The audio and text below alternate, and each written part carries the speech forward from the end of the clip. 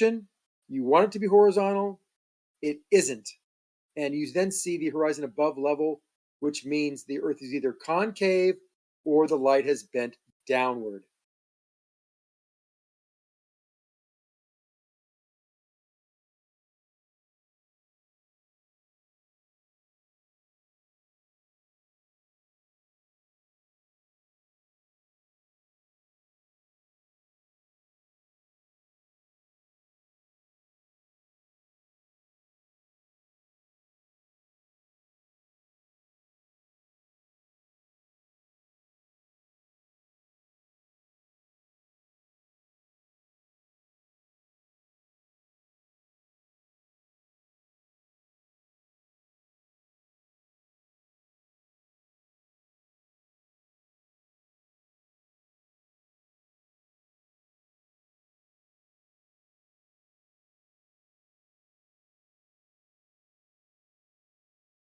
So why do you need to make an infinite radius then, if you're on a sphere of 3959? What?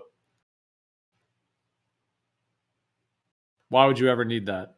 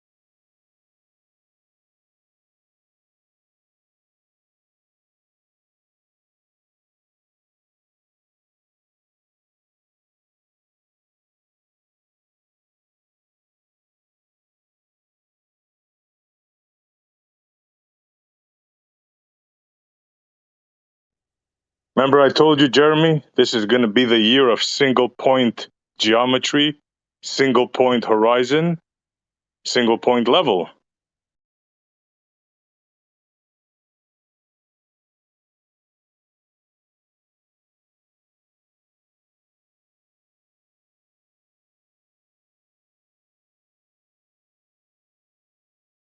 Yeah, so if you get level on a sphere, and if you sneeze and it moved a little bit up, it's a different level now. You have a completely different horizontal. Literally that, yes, literally. Thing about that too is it doesn't establish an actual horizontal. You're just fabricating one that you're shooting off into space. You're not actually establishing one. You're just kind of fabricating rather than actually establishing. Yeah, this is the part that they don't get. Yeah. Yeah, like a theoretical horizontal.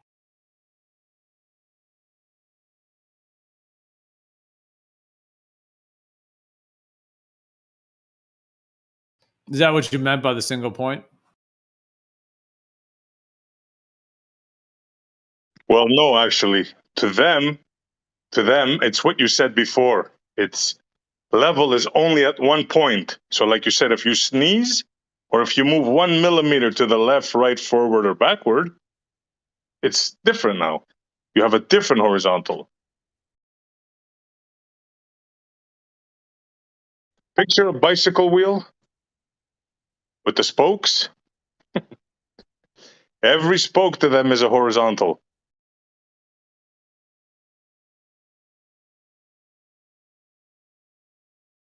And a vertical, by the way.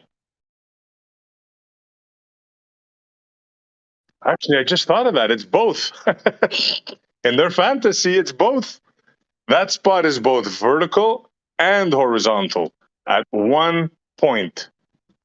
Crazy.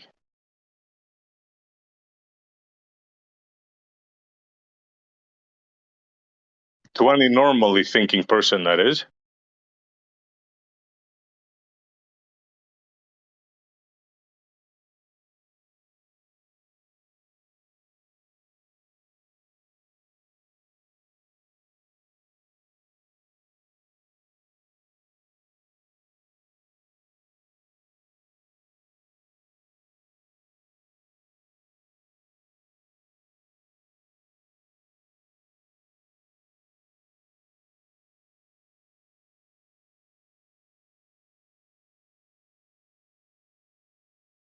Am I wrong, guys? Extremists, I'm sure you're dying to get in on this.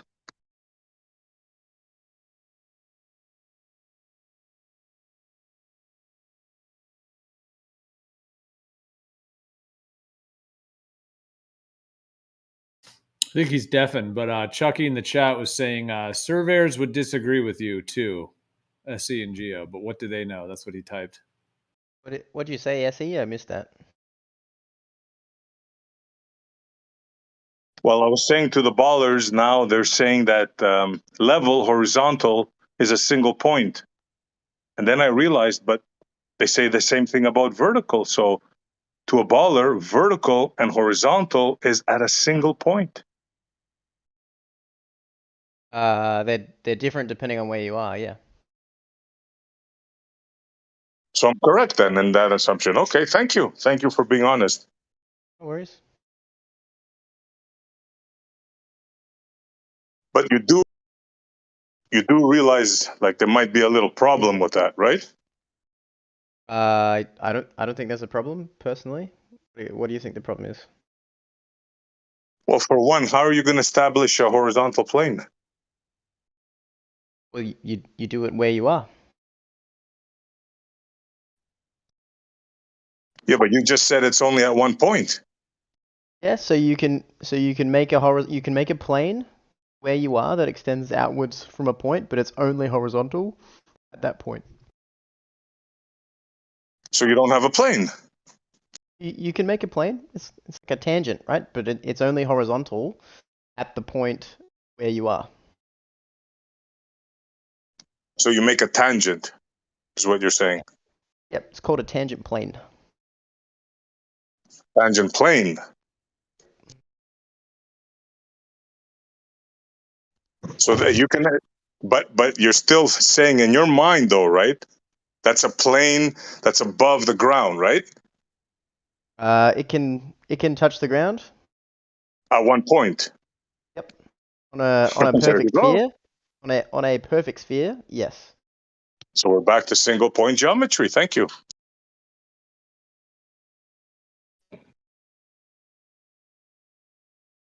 worries. I know this is revolutionary new ground, right? But yeah, this is what you guys are saying. I don't Let think me it's just make it revolutionary. clear. If you're talking about a geometrical point, nothing in reality is happening at that point because it has no area. So there's nowhere for that thing to happen. Like nothing happens at a geometrical point. Nothing happens there because the there is no area. So there is no there. Well, there's a point. A point in space is a point in space. It's not a. It's not it's an a area. location. Agree. Yeah. It's not a location. That location has no area. It is a location. There's nothing about a position that has to have an area.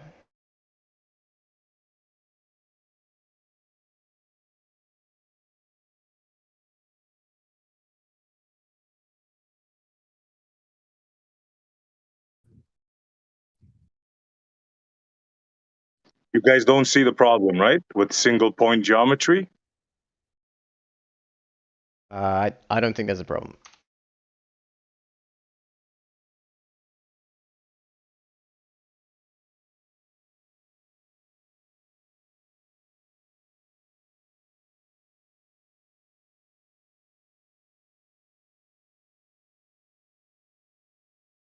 What do you think the problem is?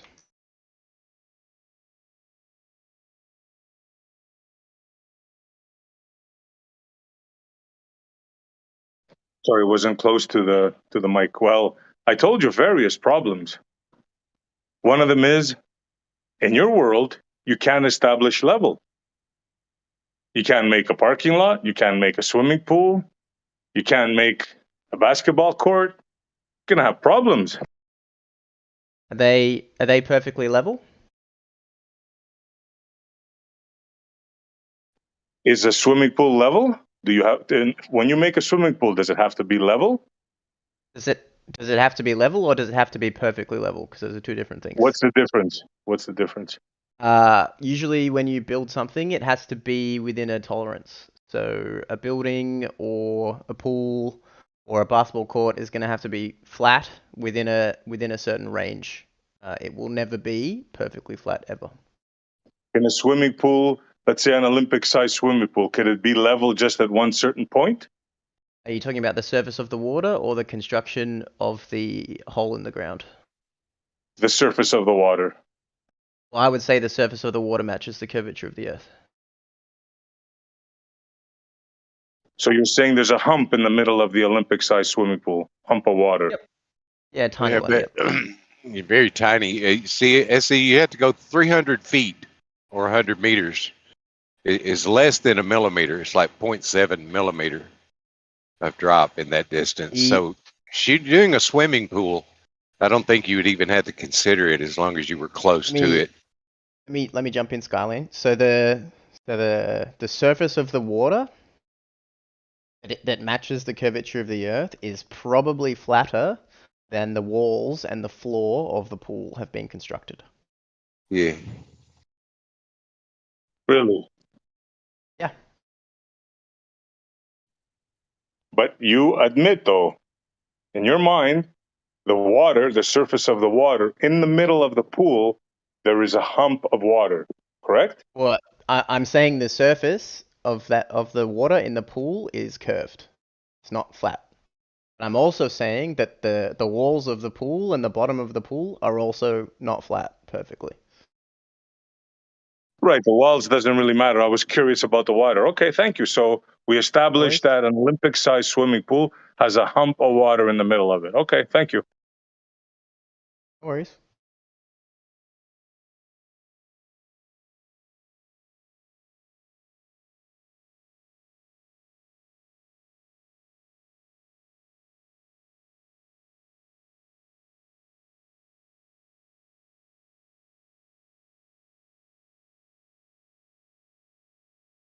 So an actual hump of water, right?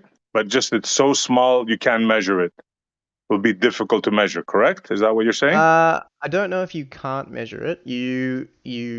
I don't know enough about how precise the measuring could be to get it to match close enough. But there would be a very small, according to my understanding, there would be a very small deviation in that surface of the water from flat, from perfectly flat. Gotcha. So, what would you say a 24-mile span of water? Would you say that? Well, somebody said. Tell me if you agree with them.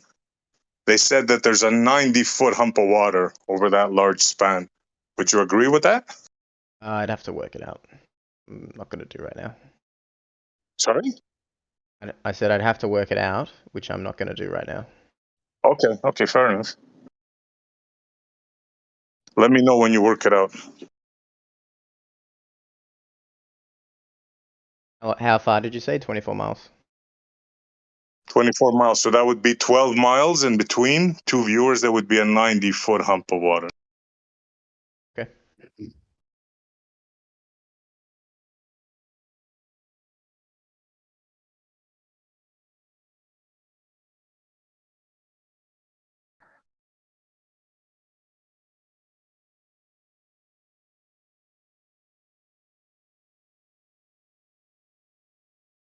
Tell you what, I'm going to stop what I'm doing. I'm going to work it out now. You've piqued my interest.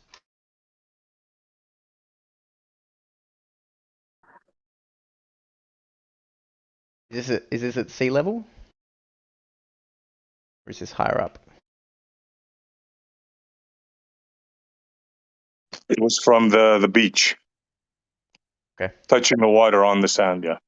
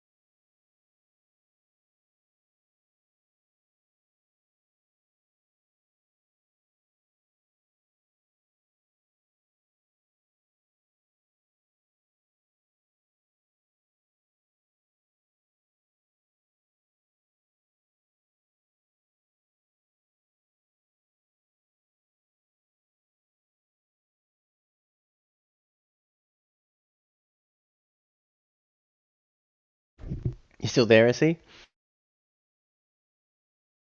Yep. 96 feet. Sorry?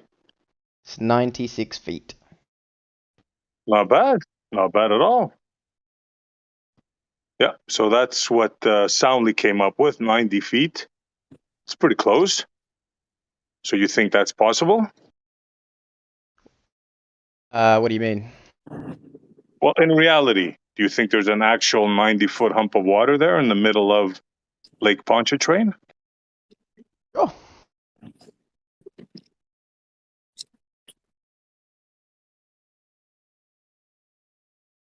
Oh my god. Did I miss your answer? Sorry, did you? I said I'm not sure. really. Oh, you said sure. Okay. Wow. Okay.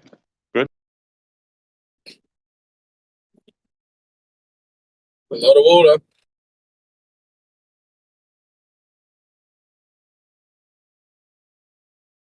Personally, I find it hard to believe that there could be like a 90-foot hump of water there, but if that's how you feel, He didn't say there was a 90-foot hump of water there, nor nobody's ever claimed there's a 90-foot hump of water in the middle of a lake. well, yes, they did. That's Two not people. what he said. That's not what he said, though, is it? Isn't that the claim of the world? Exactly. In layman's terms, I agreed. Yeah. Well, Do okay, you give us find that disturbing? give us You the find that- technical terms then, bro. Sorry. So if you are looking directly at a person, so you're an observer. You're on the water level at one side of this lake, and it's 24 miles across. And you look in space to where this other person is, who's also on the water, and this water is at sea level. It's not a lake that's on top of a mountain or below the ground. Then there is going to appear to be a mound of water between you. If you look perfectly in space to where that person is. So you mean not an actual? Oh, sorry, I thought you were done. Are you good? Grant?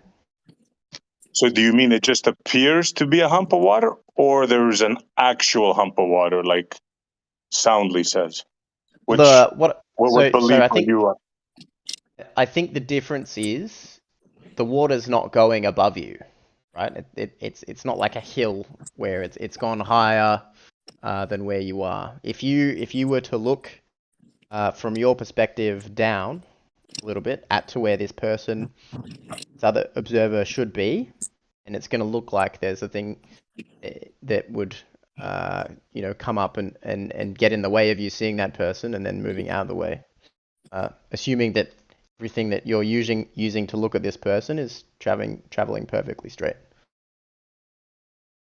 I think I'm struggling to understand. Like, is it visual? Let me draw it. Yeah. Let me draw it for you. Well, let's just say that you and the other guy were on a plane. So you're on a plane not a plane in terms of like the land that you're standing on, but just like a conceptual plane. So you and the other guy are looking at each other directly head on. But I don't know, let's just say that you can see through the water for this. Then the water itself would be above you, right? But what you're saying is because the angle that you're standing is on top of the ball and not like on a plane with the other person, that therefore the water isn't above you. But I think that's very much it's like a conceptual argument. It's not really true or false. But the angle at which you stand is whether it's a hump of water or not. That seems irrelevant.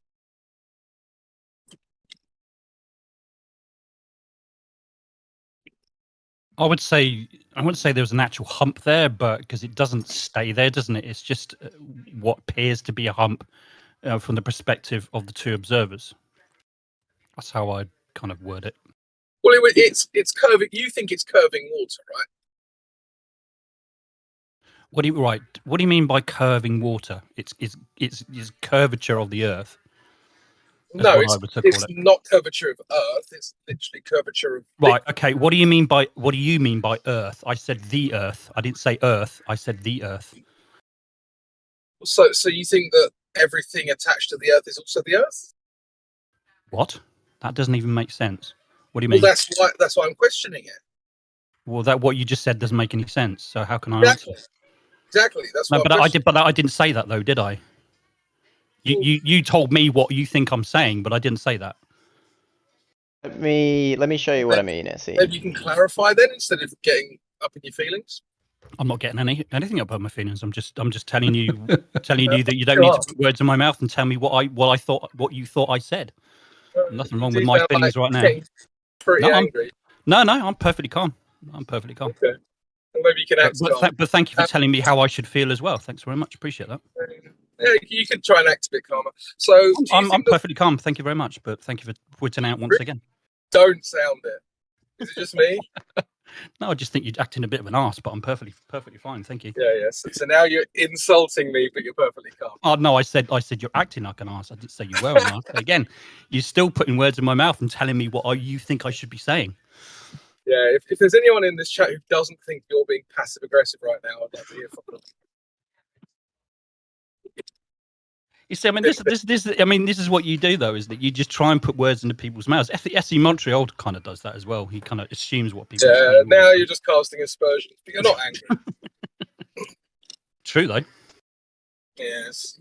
I mean, if your only debate tactic is get angry and call people names, then I don't really. So again, you're assuming me that I'm angry. I'm not. I'm perfectly calm. Thank you. I don't think you're capable of making me. I don't think you're capable of making me angry. Talk over me, and you shouldn't be talking over me. Oh, okay. All right then. Is that hurting your feelings? Is it? This is turning into a bit of a shit show, guys. Yeah, it's because he keeps talking over me. He could just not do that. I mean, talking over each other a bit. When did I just go back to talking about the hump? Or maybe you can just stop. Maybe you can just stop telling me what I think I should be saying. When did I talk over it? When did I talk over it? Please clarify it. Yeah, it didn't happen. Right, cool. So glad we got that cleared up. I don't care, man. I'm not getting into the weeds. Just stop it. You're both being dickheads. You talked over me now. So can we clarify what you mean by the Earth, please? The Earth, as in the planet Earth. I didn't say Earth. Okay. I said the Earth. So what is included in that? What do you mean? I don't understand what you mean. Water? Okay. Oil? Lots of different elements? No. Again, see, you're doing it again. I didn't just say water. You didn't allow me to finish, did you? So you're doing it once again. So I'm not going to have this conversation because I know what you're going to do. You're just going to keep putting words in my mouth of what you think I'm saying. It's actually pointless. It's absolutely pointless. Actually, ask you because this is the same No, I'm not answering it anymore because you're just going to keep saying this is what you're saying. This is what you're saying. This is what you keep doing, and that's your tactic, not mine. I asked you a question. Does water count as part of the Earth? Oh, no. Yes, it does. But I didn't just say water, though, did I? You said just a moment ago, so you're just saying just water. I didn't say that. So why do you keep saying those things? So stop saying that, and then I won't keep talking over you. I actually didn't say just water. So you did. You clearly said it. No, I said does water. Maybe you should get include. No, well, maybe you should just shut the fuck up. How about that? What's your name? Sorry.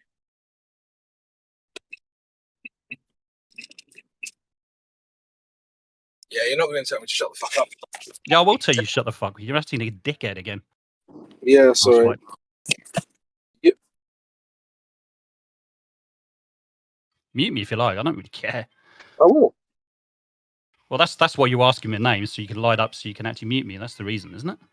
Yes, it is. Well done. Okay, well, go ahead, mute me then. It's because you called me an arsehole. You're being an arsehole, putting fucking words in my mouth all the time and then denying you're saying things. Can't even have a proper conversation with you. Yeah. I think everyone knows whose fault that is.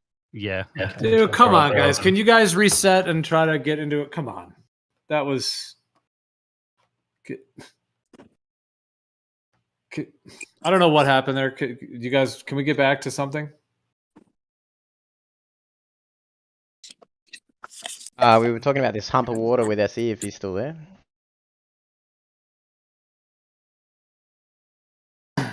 Yeah, I mean, Matt, I think Crypto was actually just trying to ask a couple questions, have a conversation. You were interrupting. No. Now you're he- interrupting me, dude. You gotta chill, man. Let one dude go at a time.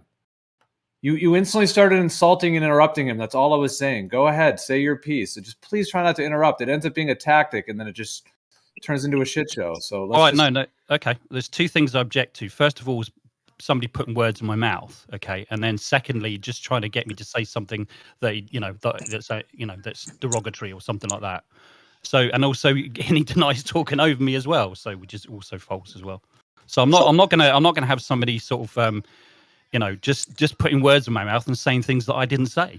all right. That's not a conversation. So I'm not gonna. I said a piece. That's all I'm gonna say. I'm not gonna say anything else. That's all right. Technically, nobody can put any words in your mouth. The words that come out of your mouth are the ones that come out of your mouth. No one else can put them in your mouth. Now, if somebody else represented you in a way that you don't agree with, that's fine. Come on, Theo. That's an expression. Now you're interrupting me again.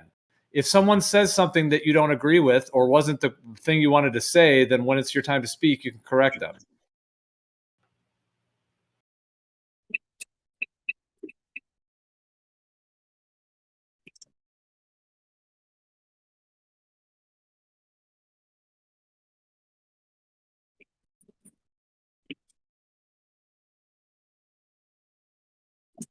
He gone. Yeah, well, that doesn't surprise me. As far as I could just hear, Crypto was just talking. Crypto, just you talking triggers people. You asked him a question, and he said that you were putting words in his mouth. How do you ask a question and put words in someone's mouth at the same time? Yeah, I don't really get it. But it is what it is. He's gone, so whatever. We can just move on. Yeah, let's get on to this hump of water. Well, maybe we can talk to the Aussie guy because he actually seems reasonable. I don't know what your name is, mate. Sorry? I'm still here. Yeah. Sorry, what was your name? I didn't catch your name. That's Jim. Jim. All right, mate. Yes, sorry that you had to witness that. That was a load of nonsense, but we can carry on. I hope I'm not putting words in your mouth. Are you good? Okay, good. I wouldn't want to Where's SC? Is he still here? So, Jim, do you think that water counts as part of the Earth?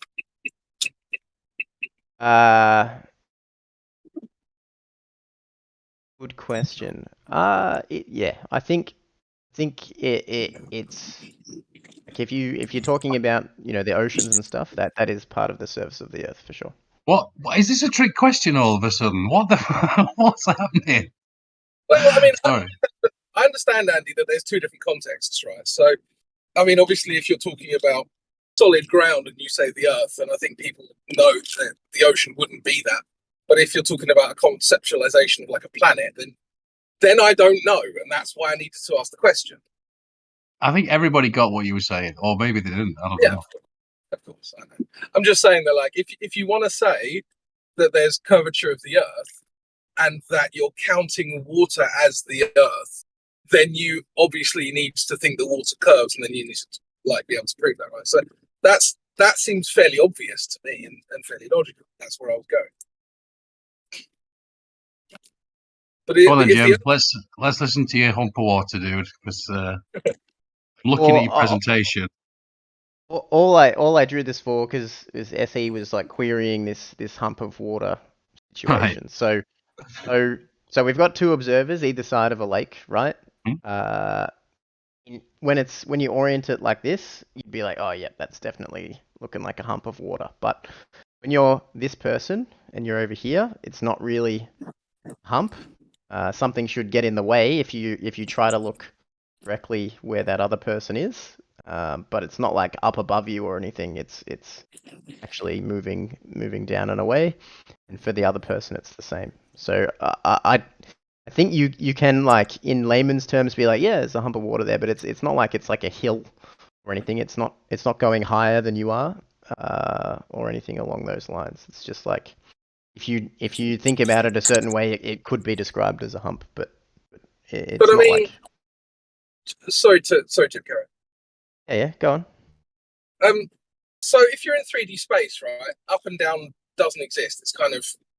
It's a figment of your imagination relative to what you're looking at and how you think about where you are, right? So when you say, oh, the water isn't above you, well, I mean, sure. I mean, if you think you're on a globe and you think that the water's all curving down from you, that's cool. But if you're looking directly at that observer, like you said, and you share like a common plane, then at that point you could conceptually understand that the water would be above that plane. Yeah, and that's what I'm showing here. Like in that Right. regard, sure. So if you can see my stream here, there's this orange line, which is like the direct line through space between the two people, Sure. which is like the segment, yes, of the circle. And then the water goes beyond that, right? So yeah, I guess. So when Essie asks the question, others ask the question, is there a hump of water? That's what we're talking about. So yeah, so yeah, there would be something in the way.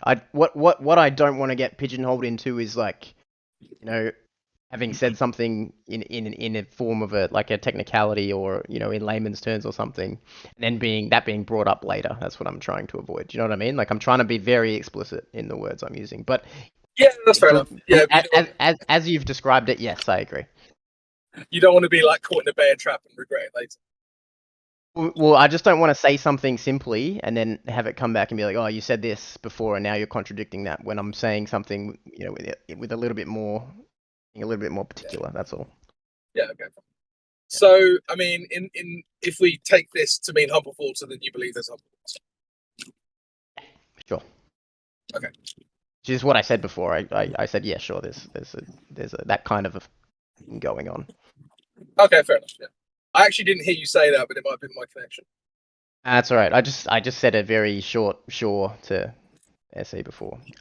With regard to you saying that there's no up and down in the the 3D ball sense, I disagree with that statement. Like, you can define a system where further away from the center of the sphere is up and towards the center is down, and they're effectively the same direction. They're different relative to each other, but it's easy to describe which way is up and which way is down. Yeah, I get that. I would just call that in and out, though. But I suppose you can call it up and down as well.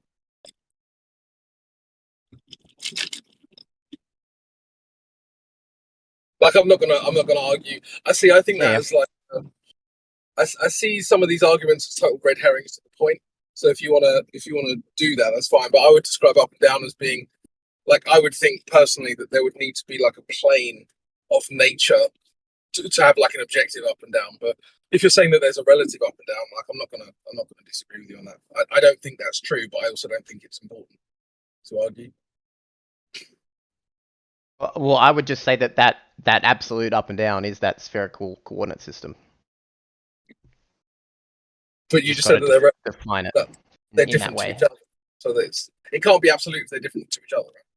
Right? Well, no, because they're not different to each other in with respect to what is zero, which is middle. Like, they all have the same middle, and they all have the same away from middle. Well, okay, fine. That's I'm not gonna spend time arguing that. I don't think it's that relevant.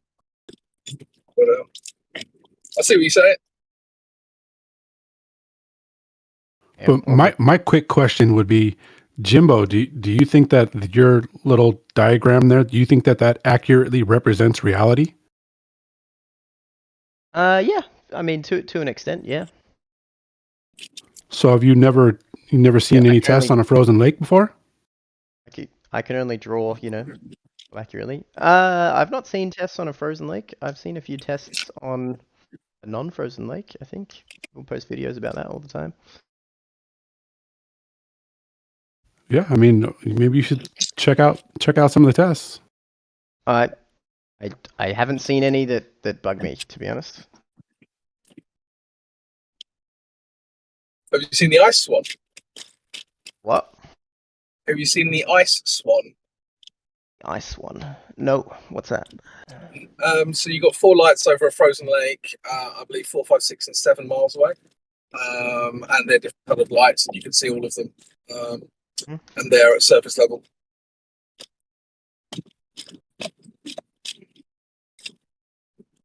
So I think that'd be pretty hard to see if the ice lake was curving. I don't think you'd be able to see all four.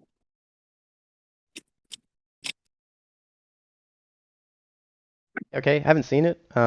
Usually what I see with the long distance observations over water is people say, "Oh, I shouldn't be able to see this," but then there's some sort of missing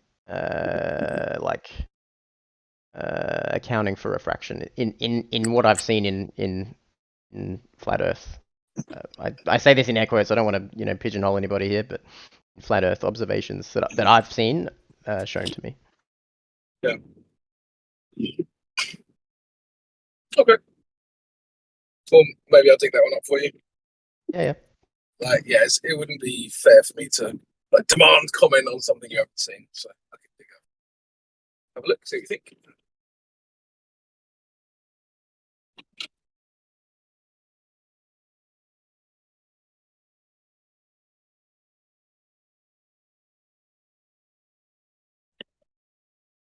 Is Essie still here? Does he want to? Yeah, I'm sort of here and there. I'm kind of busy and doing stuff, but I'd like to ask a question. Shoot, who you Yazi asking? fellow, what's your name again? Yeah, sorry, bro. What's your name again? Jimbo, whatever you like. Jimbo. All right. Yeah. Okay. Cool. Jimbo. I don't know if you were clear enough or if I missed it, but I saw your drawing, right? Yeah. Now, the way you explained it is, I'm not quite sure. Is it actual water that's blocking the view, or is it not? Is there a hump of water there? Because you were kind of ambiguous, I think. I think what I said to in layman's terms is that in space there is what would look like a hump of water. If depending on how the easy way to explain it is, yes, there is a hump of water in space between those people. I think is where we got to on that. So an actual hump of water, actual solid water. In space, yes. What do you mean space? Well, is it water? Well, you said viewer, right? You said viewer, so we've got to separate what we can see from what's there, I guess. I'm not quite tracking fully. Can you please be a little bit more specific? I mean, to clarify what I mean. Yeah. So Yeah. whenever you look at something, with your eyes, because a lot of what I see on here is like visual observations, like a camera or people, themselves standing on the beach and going, "Oh, look, I can see that thing." What you see with your eyes is light.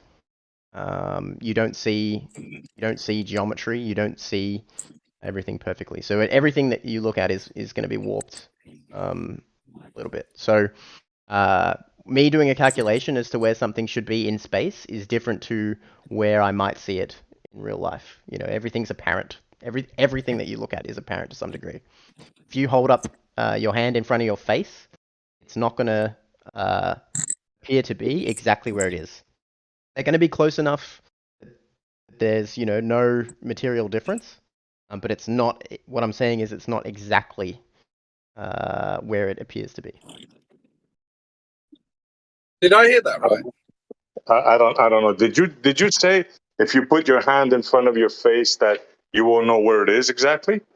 No, what I said was if you hold it up in front of you, like if you just hold your hand out at arm's length and look at it, where you are seeing it is not exactly where it is. Wow. Surely you must be kidding, right? Surely you're driving me now.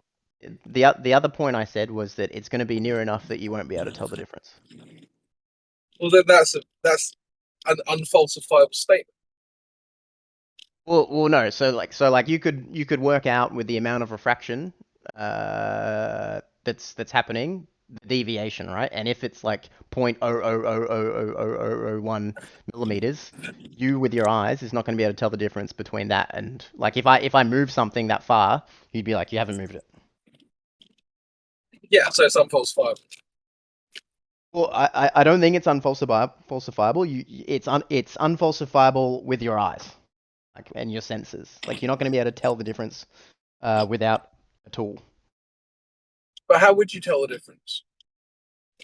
Some measurements, like, for Yeah, so example, like this is analogous. It's not the same, but like if you do very high precision machining, you've got to get a part to be a certain diameter or length or whatever. And if you put it on the machine and you measure it you take it off and you measure it with a micrometer, you're like, oh, that's actually not the size it needs to be. I better put it back on the machine and cut it a little bit more, and then you take it back out and it's going to look exactly the same to you.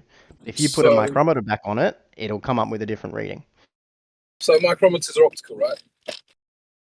Pardon? Micrometers are optical, are they? No, they're not. Okay, how do they work? It's kind of like a amp type thing. Like you put it either side of the metal and you spin a dial and it touches either side. Okay, I don't know anything about machining really.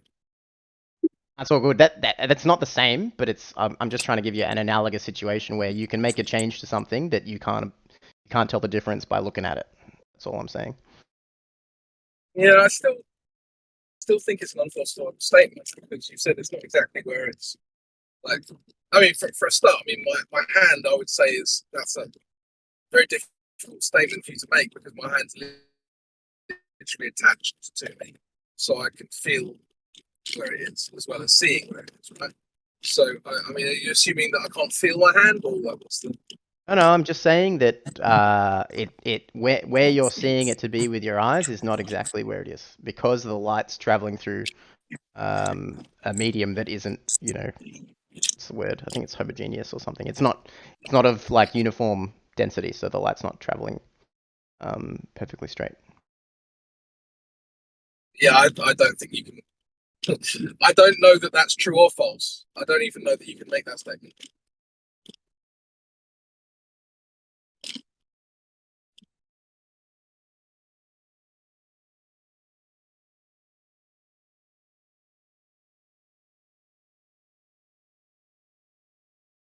Wish I had more time to engage, but you can't have it both ways, bro. You can't have a physical hump and then relate it to visually. You can't have it both ways, bro. Sorry. Yeah, you can. You can just model refraction and see how that affects what you would expect to see. Yeah, but then you would have to choose one, right? Pardon? Okay, so which one do you choose? What do you mean? Is it a real hump of water or is it a visual effect? What you see with your eyes would be the visual one. It depends what you're asking, I guess. Are you asking about something I can see with my eyes, or you're asking about what's happening between things in space? Are we not talking about the hump of water between a 24-mile span of water? We are, but are we talking about me looking at it or whether or not it's there? Well, how would you know it's there if you don't look at it? You could do a lot of things. You could take some measurements. You don't have to look at it with your eyes to determine if it's there or not. Okay, fair enough. So if you measure a 90-foot hump of water and it's actually there and you stand at the beach, you're saying that there's a chance that you might not see that 90-foot hump of water? That's like an 80-story building, by the way. Yeah. Yeah, what? He's a far bit. I don't think it's an 80-story building. I think it's 90 feet's not that far, is it? It's like 30 feet's 10 90 meters. feet? What? Well, it's 96 feet, isn't it? You said? No, 90 feet. No, I said 90 feet is not that tall, and I'm saying so 30 feet is 10 meters, so 90 feet is 30 meters. It's not that big of a building. Well, that's pretty fucking big. Yeah, I'd say I wish I owned one of those just to rent. I mean, you'd be set for life. Yeah. But I'm pretty sure the building I work in is a lot taller than. Possibly. I mean, meters, like the Burj Khalifa is about 850 meters. So, but bear in mind that's the tallest building in the world, right? You still get some pretty tall buildings. I don't know how many stories that is, but it's probably more like 5 to 10. The story's about 11 feet. They say 10.8, so it'd be roughly 8.3 stories, 90 feet. So about an 8 to 9 story building. It's a pretty big building, bro. I'd say so. Like I said, just the rents in that building, you'd be set for life. Yeah. Just the rent from one floor, you'd be set for life. Yeah, depending how big it is. Yeah, yeah. Yeah. Well, if it's 10 stories, it's probably going to be a certain width.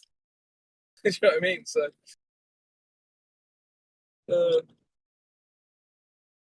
Although this one's saying 14 feet per story. Obviously, they vary because the story is, it's Yeah, not it depends on that. measurement. Depends on the building.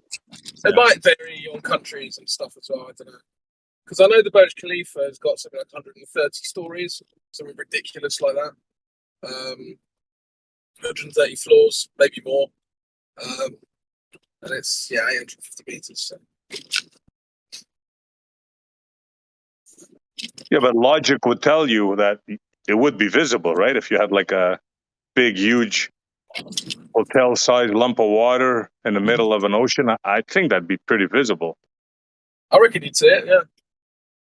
Well, it's, hold on, it's spread across 24 miles. Evenly. 12 miles. It would be the halfway point.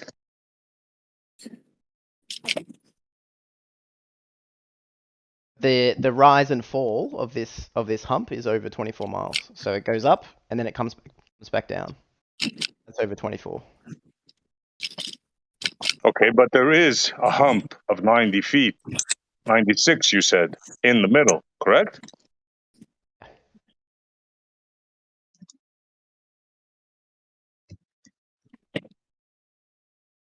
You can't bargain this away, bro. I mean, you can't bargain this away. What do you mean? If there's something in the way, right? And I include the behavior of light in my observation calculations, and I can't see the person on the other side, then there it is. Yeah, but you agreed that it's the water that's causing the obstruction on the other side.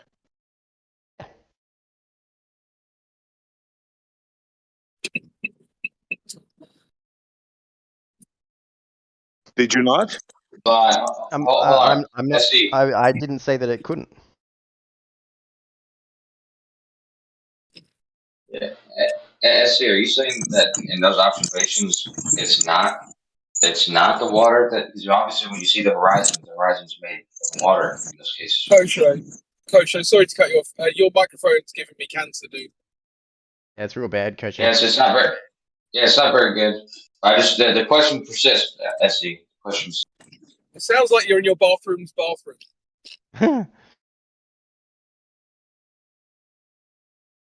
It's not me that's saying these stuff. It's Soundly that's saying there's a 90-foot hump of water. I'm not saying anything. Just asking questions. I'm not Soundly. I don't know who Soundly is. Well, that's good. You don't know stuff. Oh, sorry. Go ahead. No, I was just saying it's good news for him. There we go.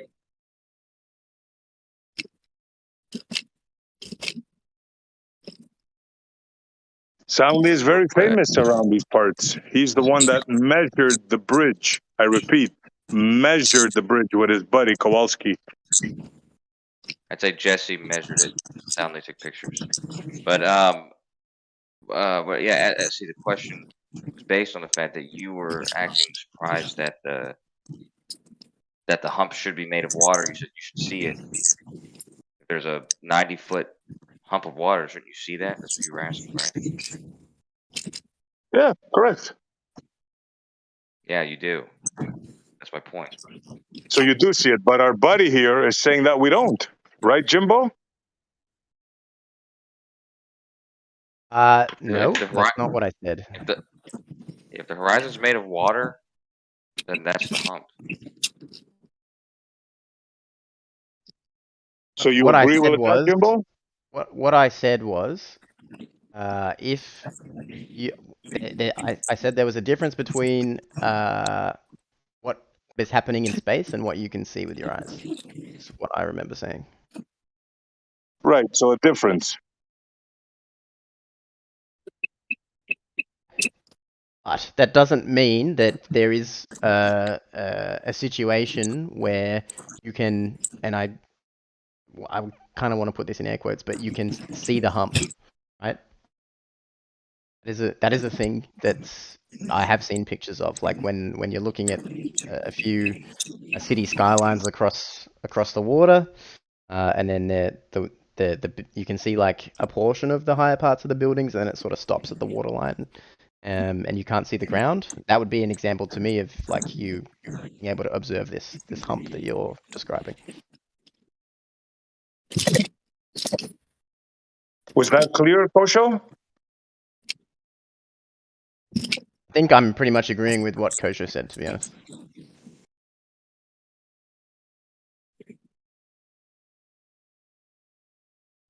I'm not sure what you're saying, dude. Honestly, I'm a bit lost. You've seen the black swan image, right, Jim? Yeah, I know about that one. Right. So you see the water obscuring the left tower. You can see it going up, and it seems to be obscuring the bottom. Right. Now I don't know what you're talking about. I thought stuff wasn't obscured in the black swan image. Yeah, it's slightly obscured, but then we see the horizon behind, don't we? Yep. So what's happening? What's the problem? Well, isn't it just apparent effect? What I thought. What you see with your eyes is apparent. Yeah. Right.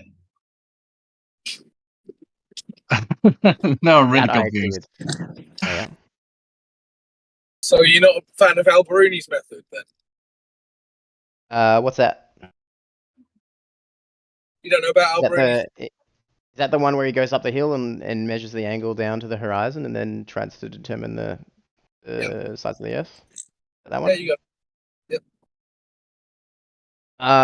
No, I think that's okay.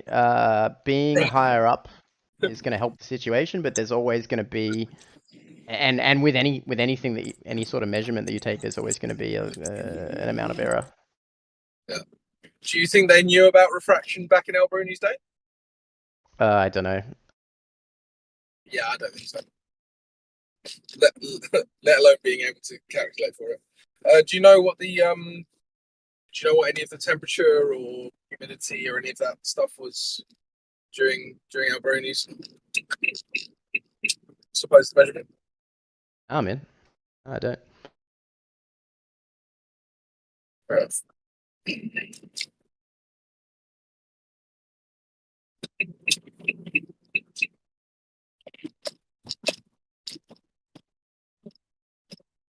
But it's okay. Wait. I think it's obviously got its limitations. What you could do, or sorry, not you specifically, but what people could do is figure out today, now that we know a few extra things, like work out what the error bands are on his calculation and see if the number he got was within it. Well, they said he was 200 miles out. 200 miles. He was 200. He was 200 miles out of 39.59 miles. Yeah. So what's that? Was it radius? What's that? Wouldn't it have been circumference? I don't know. Where did you get this? What was he calculating? I don't even know. I'm pretty sure it's the radius. 3959. Say it was the radius. Let's just say it was the radius. So that's 200 on 39.59. No, but this is. He was within 5%. Right. So it's a pretty good. It's pretty good. It's not great. 5% error on a measurement's a bit shit, to be honest. But given it was a while ago, I'll give him that. It was a while ago. Back in the day.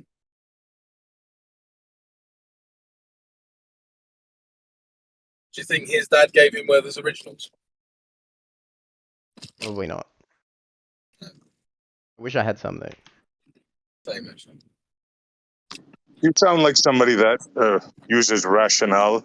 So ration it out in your brain. See, can this work out? Don't just believe stuff. In what workout?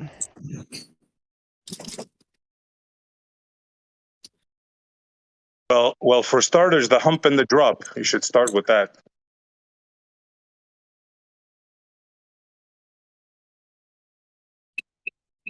I think How it works can it fine. be both? How can it be both? How can what be both? The hump and the drop, bro. It just depends on the angle. I think calling it as like I said before, I think calling it a hump or a drop is a way of talking about it and not thinking in how do I say this? You're not thinking in terms of in a sphere, right? In terms of the surface of the sphere and the distance away from it, it's neither a hump nor a drop. Right? Both of those people are the same elevation, and the water between them is the same elevation the entire way across.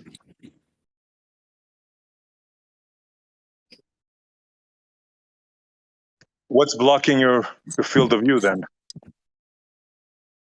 The water, but the surface is curved, right? But it can be the same elevation on a round object and do that. That's fine. Crypto, you got background noise in your mic. Sorry. You might reason same elevation around the sphere in your head, but you still can't explain the blockage of something.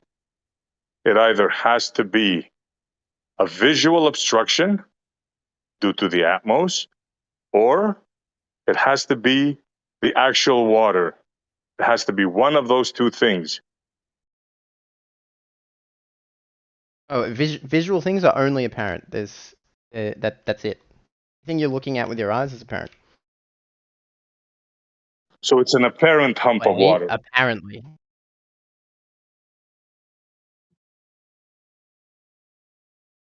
You see, you're being like double-minded. How can I say this? You're thinking of two things at the same time. No, I'm not. I'm purely saying, and I'm only saying that everything we see is apparent. I'm not saying anything else. Does that include the 90-foot hump of water in between? Where that appears to be when you look at it is apparent. Yes. So not real, not a real hump of water. It's something apparent blocking your there's view. water there. There is water there, but where it appears to be is apparent. So it's an apparent water that's blocking your view, not actual water. No, there is actual water there, but where it appears to be is not necessarily exactly where it is. Sorry to crack up, bro, but I don't know where to go from here. It's either apparent or it's actual. No. Everything as I said before, everything you look at with your eyes is apparent. You can't see anything that isn't apparent, right? Like think about this, right? If I have a periscope and I use that to look around the corner, is the corner still between me and where I'm looking? Yes, but I can see around it because the path of the light is going around it. You can see around the corner? You're saying with a periscope? Yeah. Even though there's a corner between me and something else. So if I put a wall in front of you in the periscope, you can see around that wall? Yeah, that's what a periscope does. It changes the path of light so that you can see around things. I thought you meant like a periscope in a submarine, like one of those. Yeah, similar thing. I'm at a loss here. Yeah, similar thing. So if I put a boat in front of that periscope, he's going to see through the boat, around the boat? If you were to bend the light that coming from the thing you're trying to see to the periscope, yes, you would see around it. Is this some kind of special periscope that I don't know? I'm sure the Navy would love to hear this. That's not what I said. Listen to what I said. If the light bends around the boat, it's between you and something else, we'll be able to see the something else thing. So Periscope does not nothing do to that. do with the periscope. Absolutely zero to do with the periscope. Correct. What, bro? Come on, bro. Why are you doing this? Why'd you bring it up then?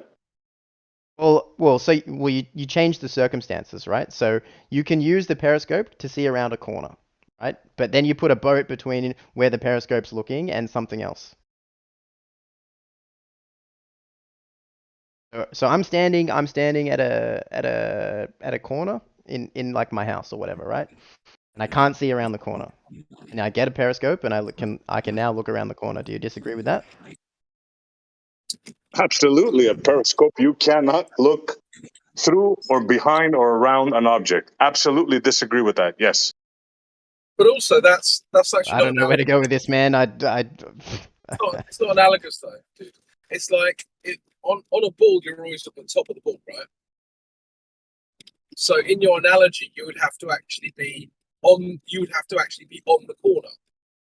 Well, So all I'm trying to say with that is you can sorry to interrupt you, I didn't mean to. All I'm trying to say with that is you can use the periscope to change the path of the light so that you can see the light coming from behind the corner. It's a tool that we can use to do that. yeah, but what you seem And to be how? saying is that if there's let's just say there's a corner, right? So you're looking at a wall, for instance, and the periscope is it's actually difficult to even describe exactly what I mean. So let's just say that you're standing up and you're looking at a wall, and then you use like a periscope to peer around that corner, yeah? Well, that is like you're looking. It's really difficult to explain. You're looking kind of as if you were on that plane that we described earlier.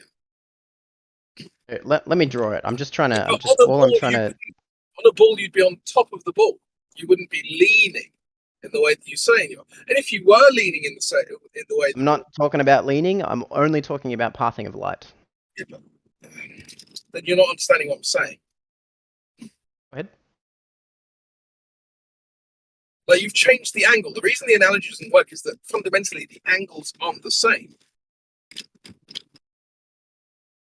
Like if you were like flush with the point of the corner, and so you're quote unquote on the top of that corner, then it would be analogous, but then you wouldn't be seeing around the corner. You'd be on the top of that point, right?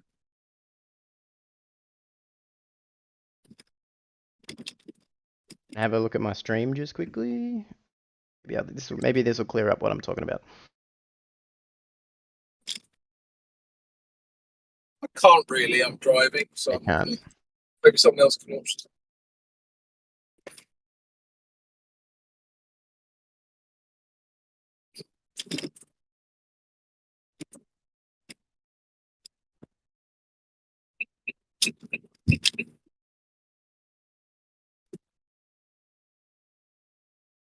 You can see my horrible drawing ability. Yeah.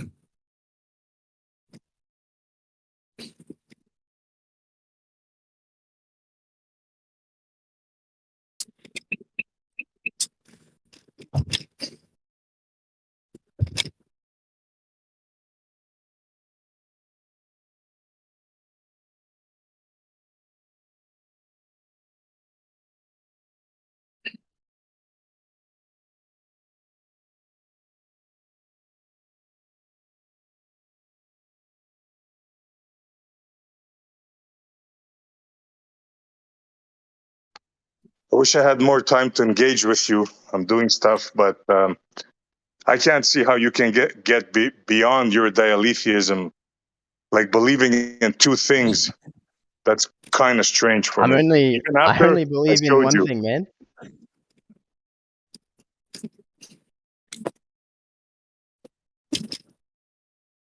No, you believe in two things. You believe there's something there solid, but then you can't make up your mind if it's the solid thing that's doing the blocking or it's the not actual thing that's doing the blocking. Oh, I can, because I've said several times that everything you see is apparent. So the physical thing being there creates, by virtue of the pathing of light, an apparent position of where it is, where it appears to be versus where it is. So I've just pulled up your stream here. Yep. So where is the boat? There's no boat. So this is my periscope analogy, right? So just let me talk about this for 2 seconds. Can you see what I'm doing? I can't see what you're doing, but I did. I stopped Oh. and I had to look, and now I can't look again. Okay. What this analogy does clarifies about where things appear to be versus where they are due to the pathing of light. Okay. You looking? I told you I can't look. I'm driving. Okay, someone just joined. That's all. I have to pull over again. Are you good? I mean, I might be in the thing, but I can't look at the screen. That's all I'll right. pull over.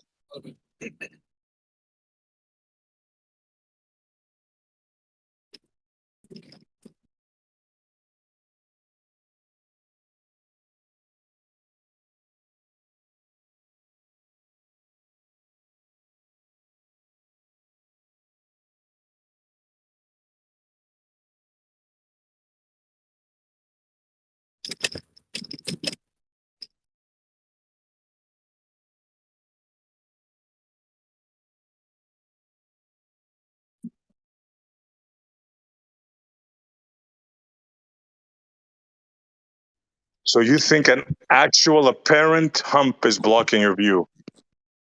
It's an apparent hump. It is there as a result of an actual hump.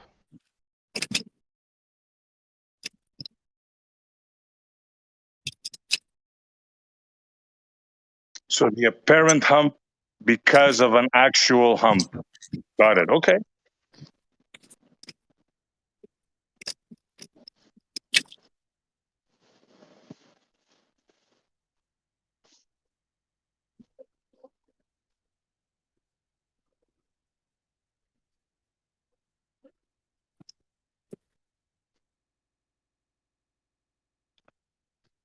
So you don't see the problem there? I don't think there's a problem.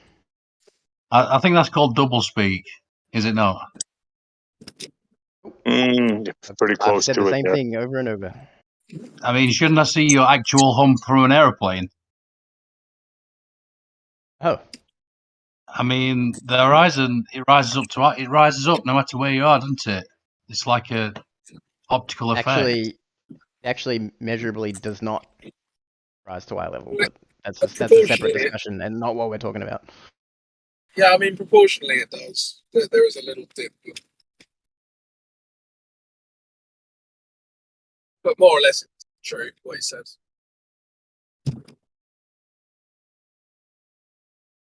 I mean, I don't know. I'm totally confused. You confused me, Jim, anyway. But well done for that. I'm sorry. I didn't mean to confuse you.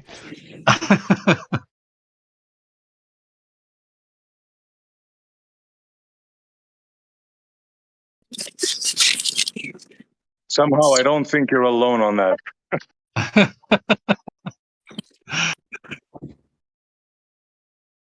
I just posted an image in the chat, right? All right, let me have a look in the 34 past the hour. I would just like to thank Jim for being cordial and pleasant to talk to, even though I completely disagree with you. I second that. Yeah. I try not to lose my shit. I have before, but I try not to. Well, this is doesn't help anybody. Sorry. See, this is how I know, at least, that someone actually really believes what they're saying, because they can just stay calm and say, "Yeah, I think this." And it doesn't mean that I think that you're correct or incorrect or whatever, but you can kind of tell when people are a little bit irritated that they might be wrong. And they start acting in childish ways,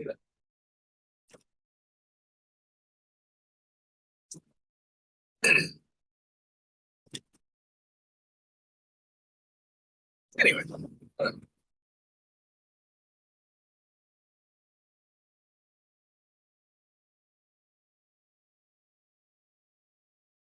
It's a different kind of conversation with Jimbo, being polite, cordial.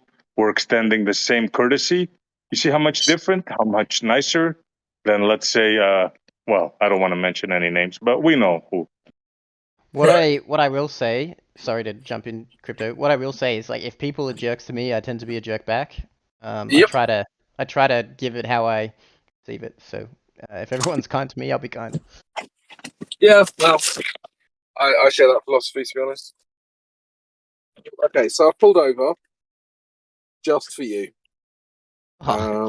So I know, right? Lucky boy. You must feel so blessed. Right, so we've got observer 1 actual position. So it's just a periscope, not a boat. Okay, fine. Observer 1 apparent position, observer 2 apparent position, observer 2. Okay, fair enough. So yeah, Can I run you through my point with this? So what I'm saying is that there is a physical obstruction between these two people, right, in space. But if they look through the periscope, which is a tool that can use to change the path of light, observer 1 can look straight at the periscope and they can see observer 2 in a position where they aren't. So they're physically somewhere else and they exist. That's a thing. But they appear to be somewhere different, and it's the same for observer 2 looking at observer 1. They can see them, even though there's a physical obstruction between them.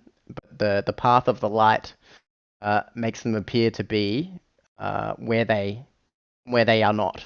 And this is not the same as looking at a boat ages away over the water, but it's my point is it's analogous in that you can. If the path of the light changes, something that has a physical, presence, like I guess, like it's an object, like a person or a boat or whatever, can appear to be somewhere that it is not. Yeah, I mean that's the same as just looking in a mirror. You get up and you see you on the other side of the mirror, but you're not obviously on the other side of the mirror. So it's the same thing, really. Well, maybe you are on the other side of the mirror. I don't know, but I don't think I am. But so yeah, it's the same point, right? But what is what are you proving with this point? What are you actually? What I'm trying to link this to is when you look at something really, really far away, and we were talking about a hump before, right, of water being in the way of something, and whether or not that hump is actual or not actual. So there's water in the way. It's just not where it appears to be. It's the same with the boat. The boat's over there, but where I'm looking at it is not where it actually is. Yeah, so that's all I'm saying. What we run into a lot, I get what you're saying. What we run into a lot is like, I have theory X, and here's a true thing over here. Therefore, theory X is true if I just kind of bolt it. If I just bolt on like a claim on top of the true thing, right? So we know that obviously if you use a periscope, as per your example, then what you're saying would be true. But you then have to prove that the atmosphere is acting like a periscope, right? So that's the next thing to do. I would have to prove that there's a reason that the light would change path through the air. And I say prove in layman's terms. I have to provide evidence that there would be reason for the light to change path through the air. No, it's not that you need to provide a reason. It's that you need to actually prove that it is actually happening.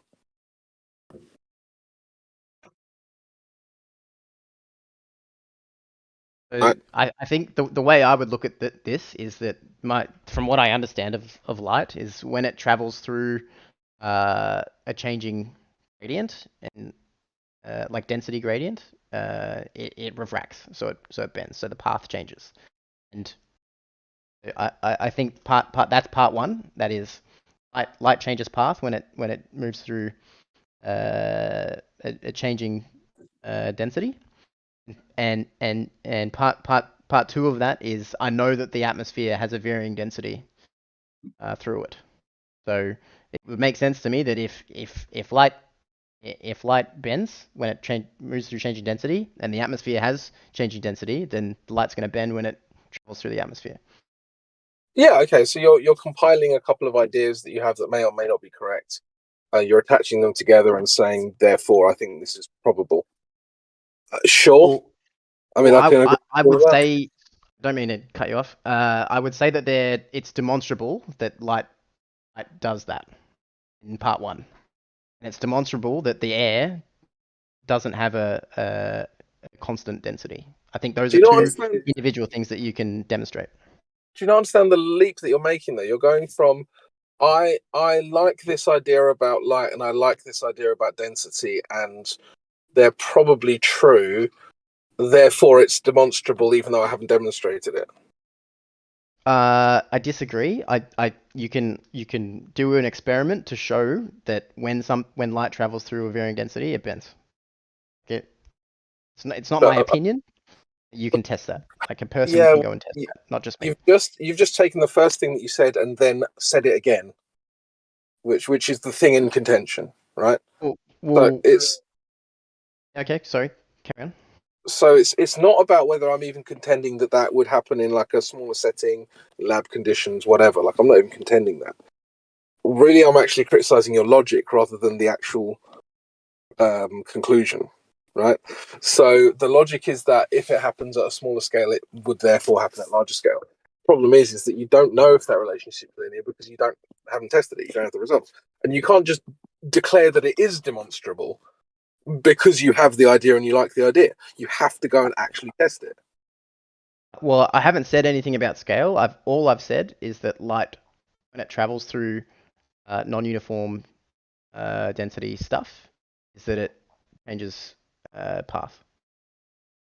Yeah, okay. Well, I mean, there's another issue with that, of course, is like how much, and can you prove that? Well, wait a minute, Crypto. He said it was an actual hill as well. He said it was an actual hill, as well as looking at an apparent hill. He said it was an actual hill. But this is a different point now, Andy. He's talking about being able to see over the actual hill of water because light bends. Can I just clarify? I said there's an actual hill, means that we see an apparent hill somewhere different to where the actual hill is. Okay, yeah. Yeah, okay, fine. It's a little bit different to what I thought you were saying, but it's close enough.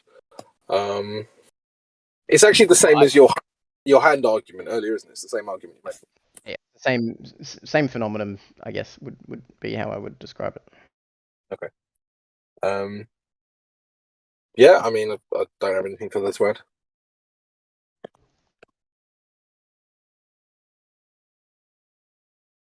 I mean, I don't know. Maybe I'm missing something. I knew I shouldn't have had that beer, really. You always got to have a beer. What? So he's just saying nothing's actually where it is because everything's apparent? Is that essentially what you're saying? Yep.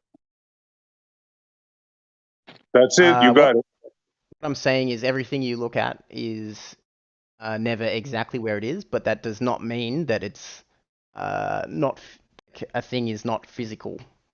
I would have thought on a ball, the ground would be falling away from you in the water from every direction, though, right? Yes, in layman's terms, yes. I like to just caveat with that, but but yet we still get this hill of water you talk of. There's not apparent. I mean, the not apparent one. This goes back to what I was talking about before. So it's only looks like a hill if you are looking to this person on the other side or observer or point on the other side that is below it. Like it's not above you, which we went over before. I wonder if I've still got the picture, or did I erase it? I think I erased it. I would just say that the militaries of the world disagree with you. They aim at something, they hit it with the laser, and then they hit it with the missile. They're not aiming to an apparent place. They're aiming to where they see it. Do they though? Yeah, they are. Right. How do you? Can I ask how you know that? Sure. Well, I mean, it's been a while. Sorry. The laser test they did. Sorry, Lovely. Well, that and the railgun too. I mean, they have the ships can fire at objects 100 miles away. And how do they do that? They laser hit it with the laser as a spotter first to locate it, and then they shoot the missiles. There's a railgun, and there's also a Sea Sparrow. Sure. So how do you know about these things and how they work? Would be my question. I've read articles about them. So Sea Sparrow makes course corrections. So does the railgun? The railgun can't shoot 100 miles. Yeah, it can. These like we're like cutting edge, like brand new techs. No, not to my knowledge. It's been a while since I looked into them. Let me see if I can find the stuff on them. The railgun's not in use yet, but the Sea Sparrow's fairly old. Because if it's still in development, like I'd wager that the really deep technical information about those kind of things is classified. Well, they're being targeted with a laser first. So, are you saying the laser's shooting at something apparent? Sure. Yeah, I don't know. Like, if it's landing on the actual object itself, and then it's landing on the object. But the image that the laser, like if I'm standing on a boat and I point a laser at something, I'm pointing it where it appears to be, right? They can be near enough that where it appears to be, and it actually is, the difference is small, which is what I was saying earlier. That from standing there as a person, you wouldn't be able to tell the difference, right? So that's what so you're holding on to. It's a couple inches off. That's your argument, basically. A couple inches off, so that means it's apparent and not actual there. Let me go back and say again. Everything that we look at with our eyes is apparent. Anything that uses light, so cameras, whatever. But that where those things appear to be is a result of where they physically are. So the images we see are apparent, but objects are obviously physical things.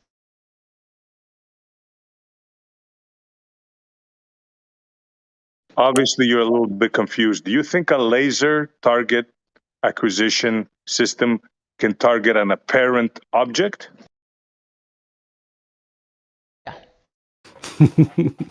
Objects aren't apparent. So where it's going to appear to be and where you're pointing the laser isn't exactly where the laser's going, nor is it exactly where the object is.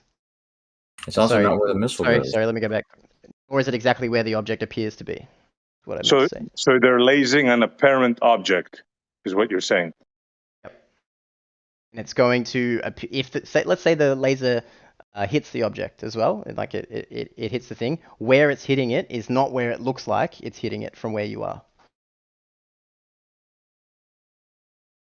Do you understand what like line of sight target acquisition radar line of sight acquisition means? Do you understand what that means?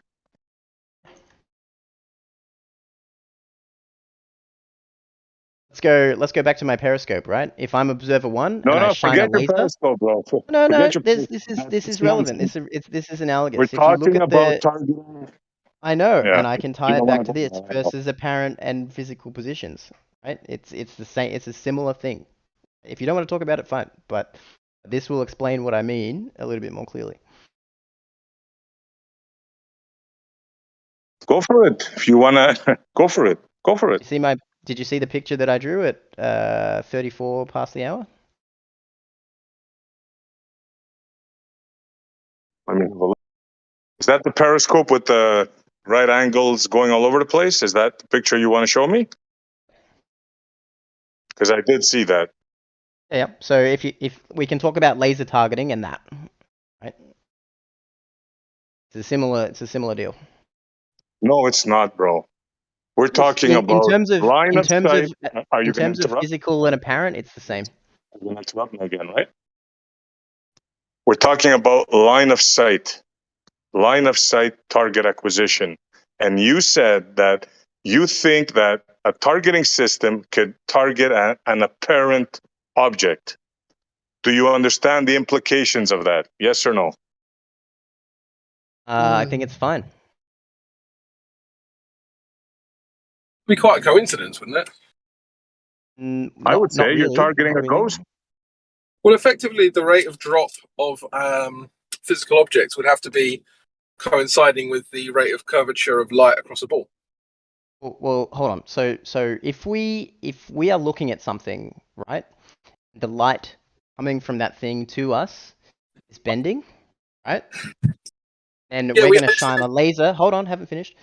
We're going to shine a laser from where we are back to that thing, right? Do you think the laser's going to bend as we shine to the same position? So, I mean, I just made a point that you seem to be ignoring. What was it? What's the bit that I've ignored? Well, so if the laser is targeting a ship, let's just say, and then the rocket or whatever hits the ship, then the rate of curvature of the laser would have to coincide with the rate of drop of the physical object that it's firing, surely. Not if the rocket didn't have if it was just a projectile, would have to close enough in the distance of the apparent position and the real position so that it hit the target. If it was a rocket and it was like a controlled system, it would have the ability to course correct itself so that it's always going to wherever the laser is with the targeting system. So it's a little bit smarter than that. Yeah, okay. So I can accept that, but then it's still one hell of a coincidence for the projectiles that are laser targeted, surely. Well, assuming that the projectile hits, that you're making the assumption that the projectile is shot at where the laser appears to be, and not in any way doing any other sort of calculation to determine the path of the projectile where it's fired. So weapons manufacturers are having to factor in the difference between bendy lasers and the drop of physical objects. What I'm saying is weapons manufacturers would have to consider the dynamics of their projectiles in their firing systems, calculations, and how it interfaces with the laser. It's a little bit more complicated than, the laser's there, fire at the laser. Yeah, I mean, I understand that what you said is true, but I'm asking something a lot more pointed than what you've just said. So weapons manufacturers manufacturing systems with both lasers and projectiles would have to calculate for the difference between bendy lasers and the drop of physical objects. I would wager that other things they have to account for would be more of an impact to the path of the projectile than that. In how I would do it. Let's factor everything in, Joel. You can't just neglect something. I can tell you from experience that you absolutely cannot account for everything. This is not too far from what I do for a living, and what we often do, and when we develop systems like this, is make assumptions to make the problem easier, and then we include we would include a control system to make the thing correct itself when it needed to. So bingo.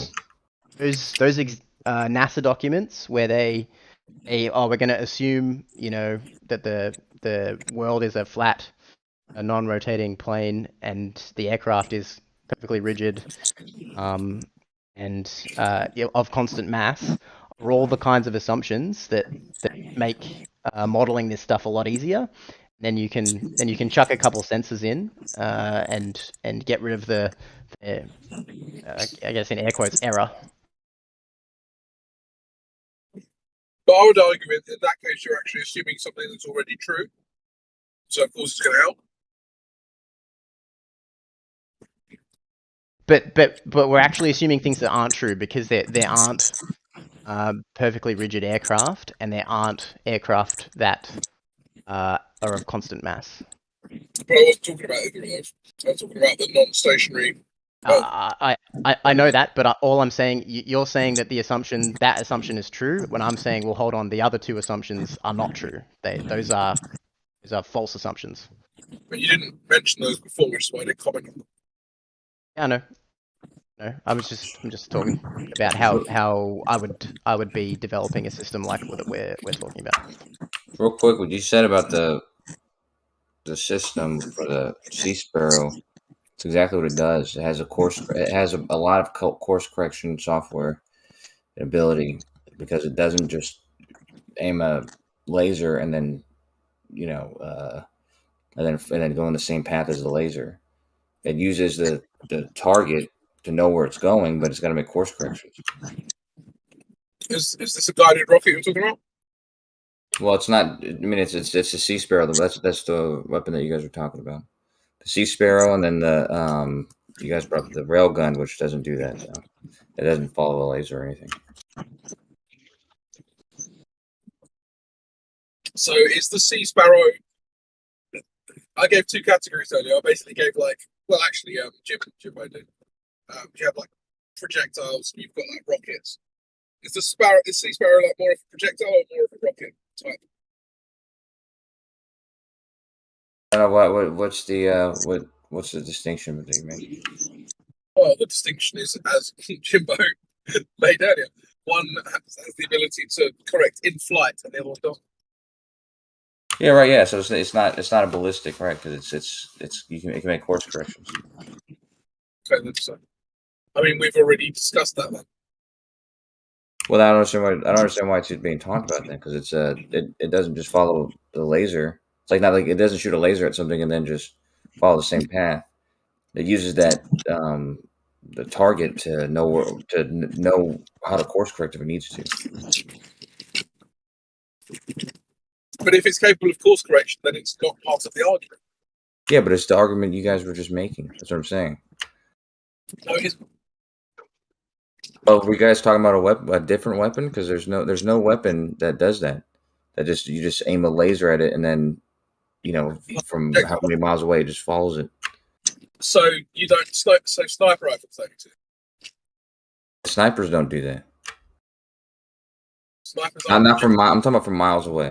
I mean, isn't the longest sniper kill like 3 miles or something? Yeah, right. But they don't just follow. They don't follow the path of a laser. They have to make a whole bunch of corrections before they shoot that far.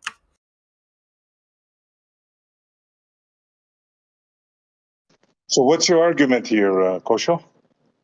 Nobody said that the Sea Sparrow doesn't follow or can't make corrections. What exactly are you trying to say here? What weapon were you guys talking about when you brought up the weapon that follows the path of a laser? Because you guys said that they shoot a laser and then the weapon just goes where the laser goes. That would be the Sea Sparrow Block 2 missile. What? Yeah, we've already talked about self-correcting, like course correction rockets and stuff aren't part of the argument.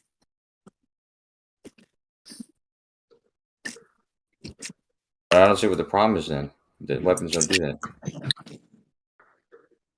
Weapons don't do what?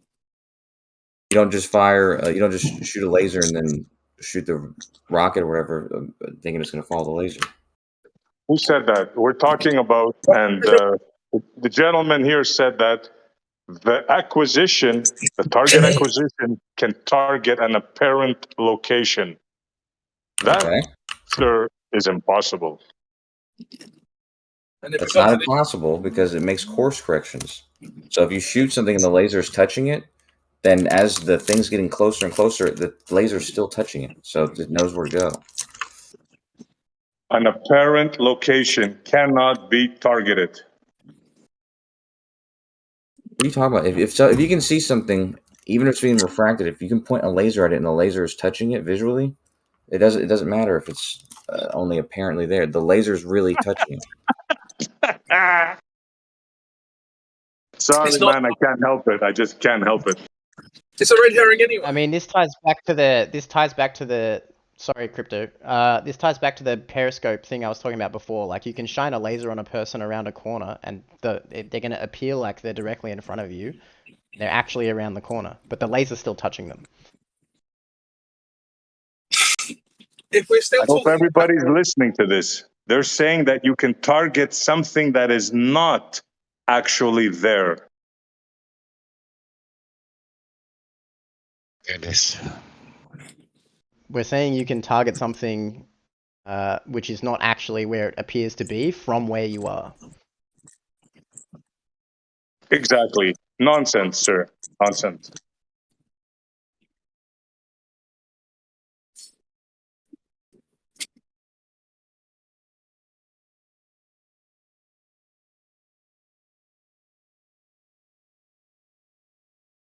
I will say I don't think any of us really know how any of these targeting systems work, so I don't think it's worth talking about.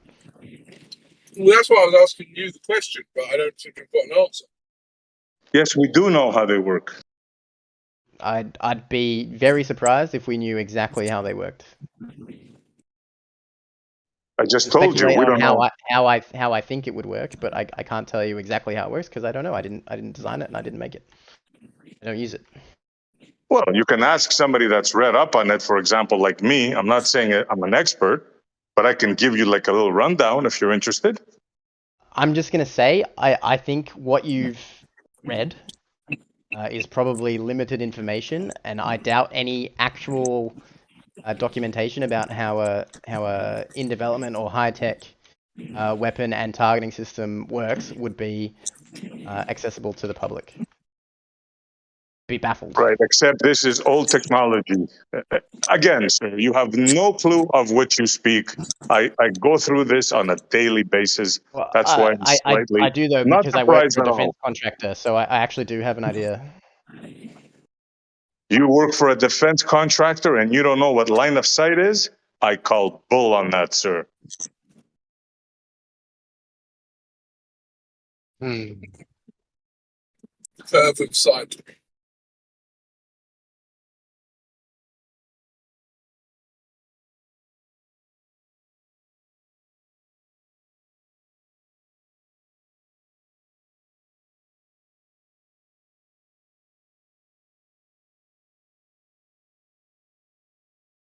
Don't think you just happened upon any old saloon Discord, bro. You're not just in any old place. If you Yeah, say plenty of things times, that man. are not true, you're going to be called out, I assure you.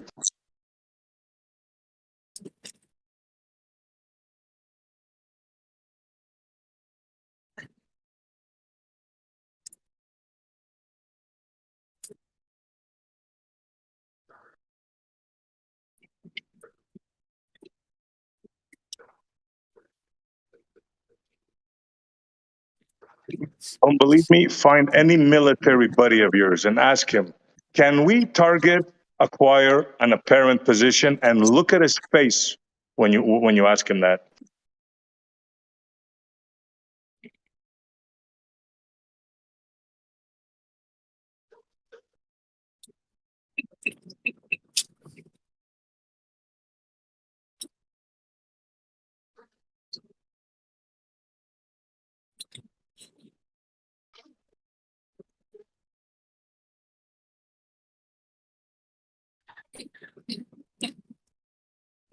Kosho, you're a Navy man.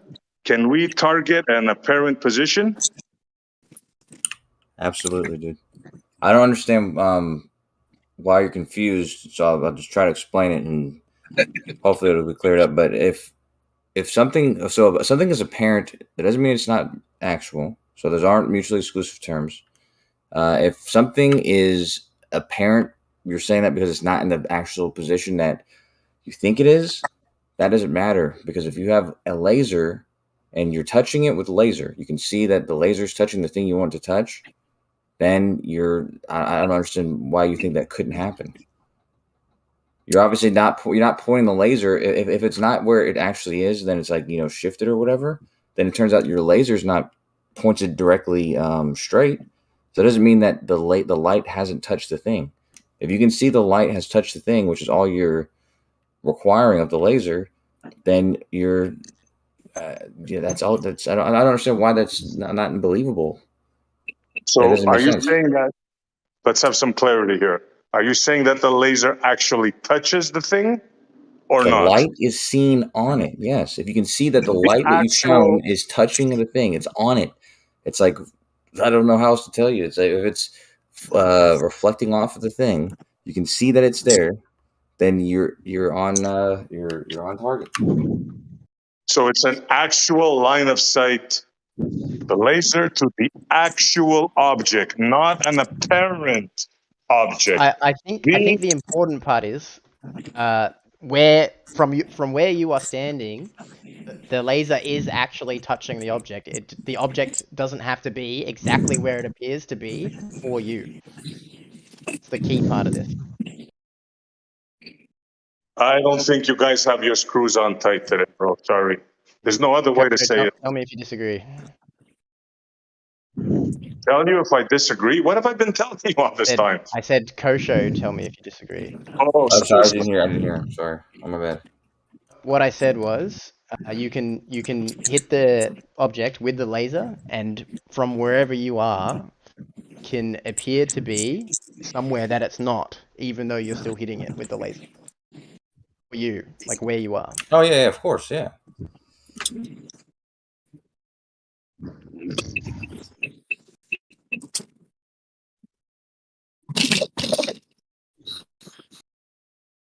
I hope you realize that to normal people, this sounds completely and utterly like way out there. Like, No, it doesn't sound way out there to me. I'm normal. Yes, Oh, are you sure, left lane?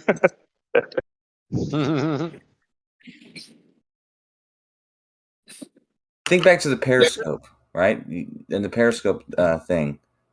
Let's say the thing, like the thing you're looking at, like it's a two-way periscope somehow, but it's which is pretty easy to make. But anyways, you can put the laser and you can make the laser shine through the periscope, hit the mirrors, hit the other mirror, and hit the target. Right, even though the target's not right in front of you because there's actually obstruction between you and the target, but the periscope has access to that target, and so the laser does too.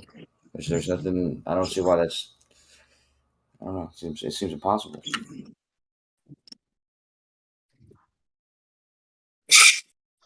And therein lies the problem.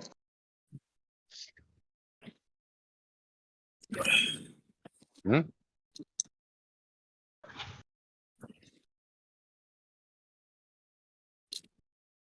Alrighty, I gotta go to the grocery store. So I see that you brought up the hump and drop thing again.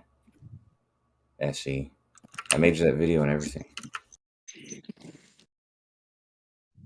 That wasn't me, bro. That was our buddy Jimbo.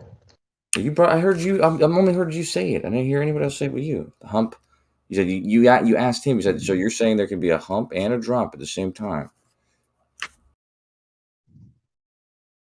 Yeah, it's a drop hump. Yeah, it's a double drop hump. Yeah.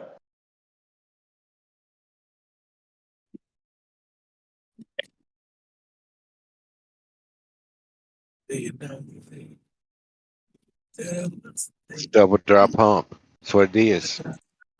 Like a dirty dance move.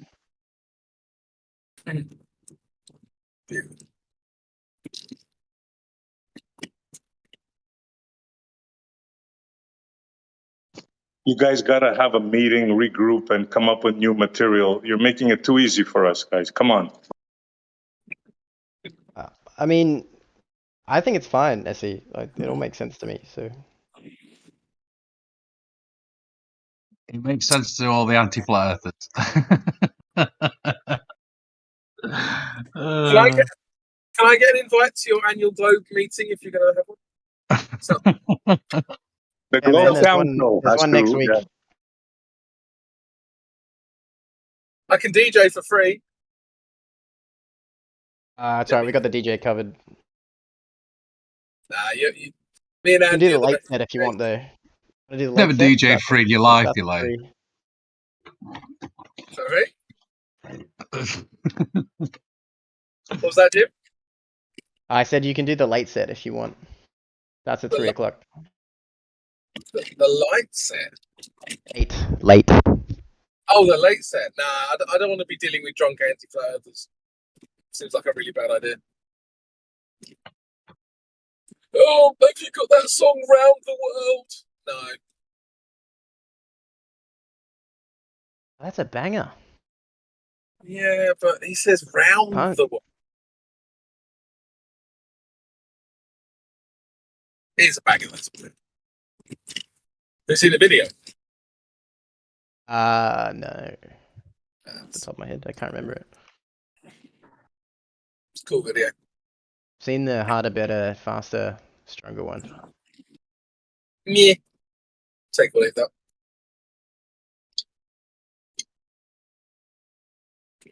So who have you got? Do you know Blue Marble Science? I might vaguely have an idea of. Do you know Terry from Down Under? Terry? Don't know who Terry is. He's in the chat right now. That's he wouldn't like that. A fellow Aussie? Oh boy. He's posted the big green box. What's that? Oh, he's got a car. Got a car on his logo. Here's one thing that confuses me about Aussies. Like, why do all Australians have the exact same accent?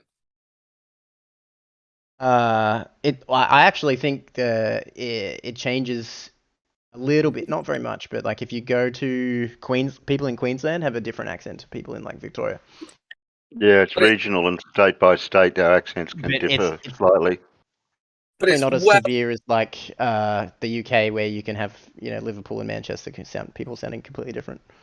You get the bush type accent, or you get the city type accent, or you get the bogan type accent. But I mean, largely they're pretty similar. Yeah, they're pretty similar. There's just a couple things that change.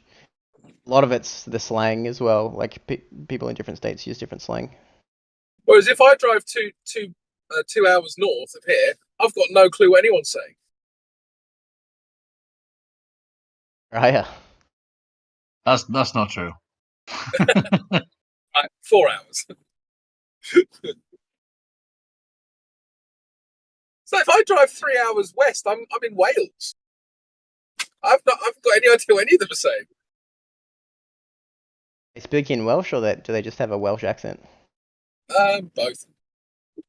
Yeah, nobody speaks Welsh anymore, actually. Over in England, don't you go into any little village in the middle of nowhere there where people have never left the town through their generations, and they've got their own little accents and the way they talk? Well, I've never experienced it. Okay. Probably.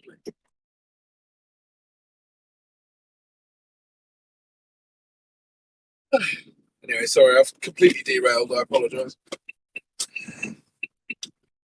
One last thing on Aussie accents. You know who had a good Aussie accent and kind of miss him? Bandsaw. I hope you're okay, bro, wherever you are.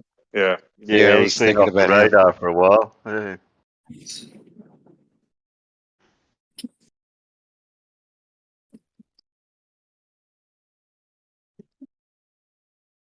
He and F. Evangelist, both of them disappeared.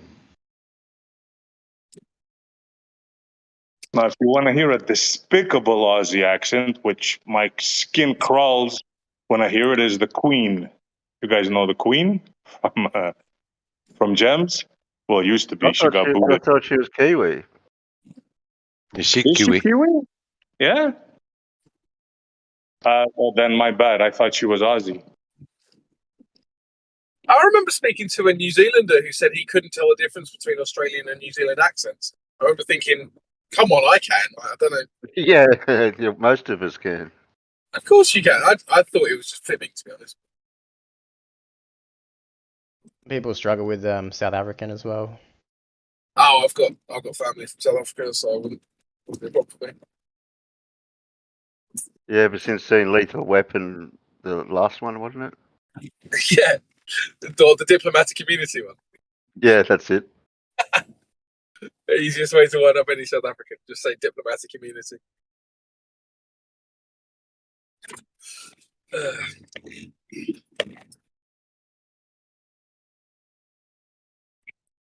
Also, there's a really shit South African accent in one of the more recent Mission Impossibles.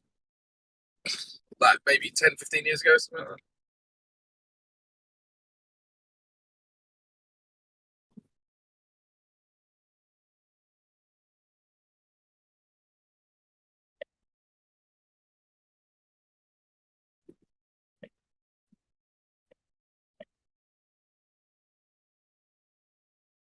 Yeah, that'll help with any Kiwis that might come in here. That'll help translate. I always feel like New Zealanders are basically they're talking with an Australian accent, but their mouths almost closed when they're doing it. Yeah, I think that's pretty accurate.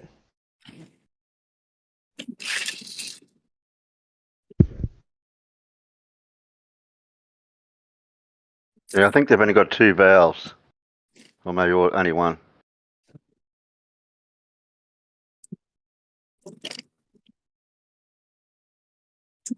Gee, what's that?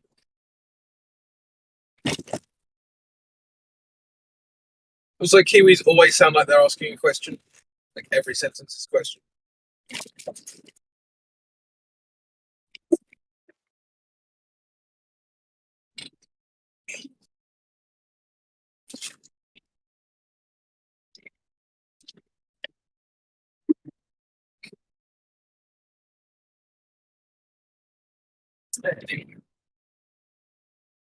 So we're all agreed the Earth's a plane.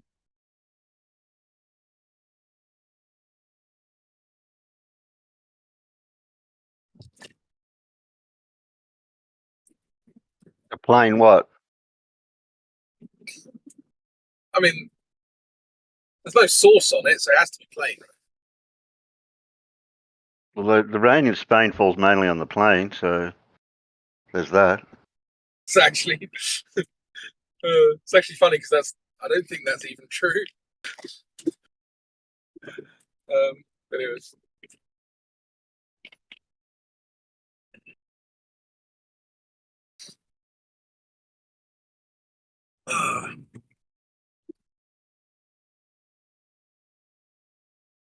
I suppose Spain is part of the Earth plane, so maybe it's true.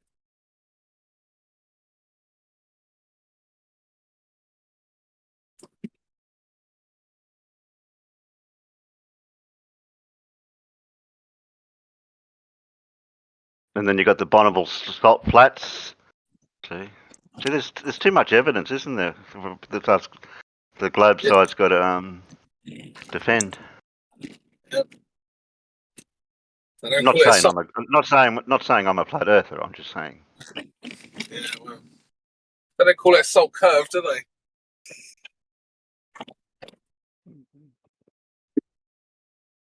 Or a salt hump.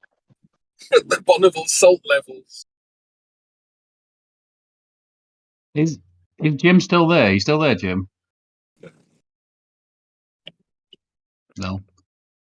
Did he say he was a weapons contractor? SE? I can't remember. He said he Yes, worked. he did. Yeah, he didn't say he was a weapons contractor. He said he worked for a weapons. Right.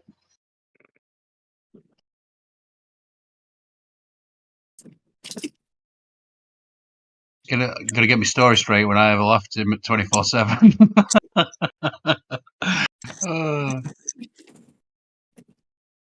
You would That's think so that funny. somebody working with contractors for the military, you would think they know what target acquisition is, line of sight, wouldn't you?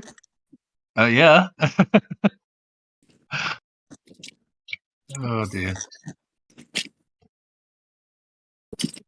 You know what? It all makes sense. Have you ever seen in Star Wars where the stormtroopers can't hit anything?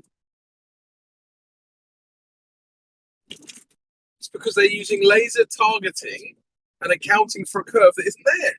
It all makes sense. You talking about their hand weapons or the ones that come off their fighters? You know, the stormtroopers when stormtroopers are in a fire battle with literally anyone, they always lose. Just using You notice most of them are carrying their weapon in their left hand. No, I didn't notice that. Yeah.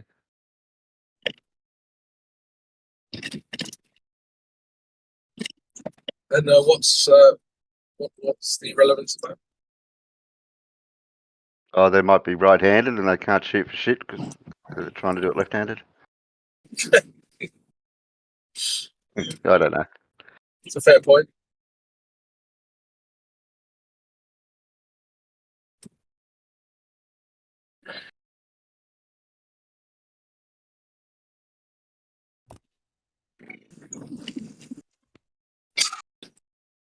Well, it'd be a completely different movie if they were able to shoot perfectly every shot, wouldn't it? Yeah, true. Oh, we've got to escape. Dead. Yep, that's it.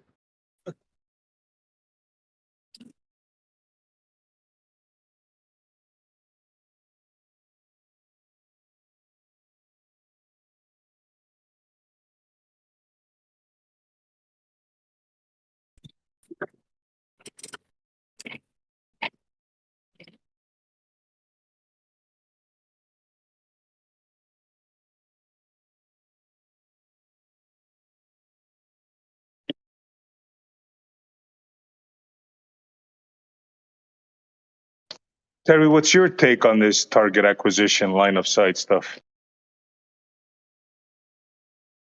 As far as I know about it, it's not enough information. But the only thing I know about it is you target it with the laser range thing, and then that's transmitted a reflected signal back to another craft in the sky, and then that's sent back to whoever sends the missile or whatever to that target. That's as basic as what I know how it works. Spot on. Spot on. The only thing that you have to mention is the laser has to be actually hitting that target for this particular system. But yeah, you got Well, it spot on. it's line of sight. Yeah, it's a line of sight. They wouldn't do it if they couldn't see the target. Correct. So effectively, the light has to do that curving path twice on a globe. Well, that laser wouldn't be doing that at that distance. If it's one of those other types that come from a airplane or from a jet plane, I think there's a different system. Because that's a high altitude version. But the handheld ones, you've got to have line of sight. So, and it's not usually at great distances, more than 3 miles. Actually, it's not only the handheld ones that are line of sight.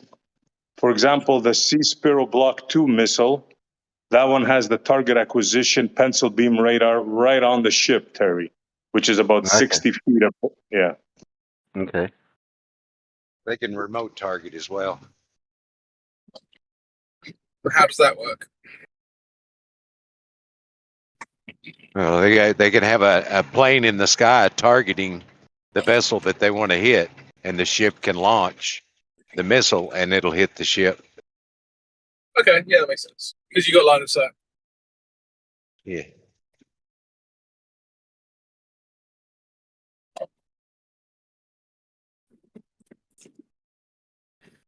Yeah, I don't see why they can't do that. I'm not sure if that missile is capable of doing that, but yeah, you can have like a Marine on site pointing the missile, the laser. Sorry, yeah.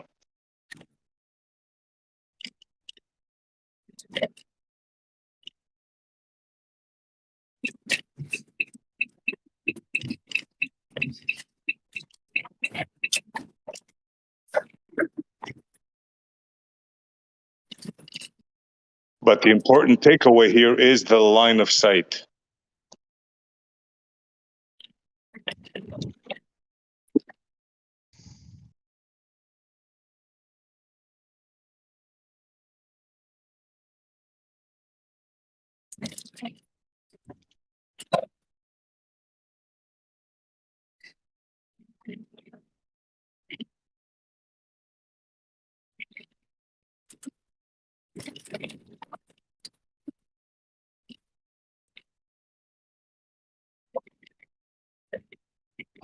Seeing as nobody's talking, I was just going to say, Crypto, they're building some in Saudi Arabia, like a box, a big giant box. It's 400. Have you seen it? 400 meters by 400. It's absolutely massive. Is it just like another one of these cities, or what? Like?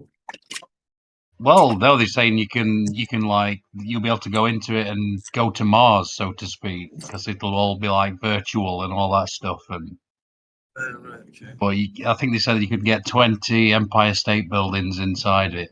Like it's going to be absolutely massive, 400 meters high. Wow. How high is the pyramids? Like 180, 200 meters, something like that. Yeah, the Burj is 800, and it's like I've been stood underneath it. Just looks like it just goes on forever. It's crazy. So yeah. Oh God.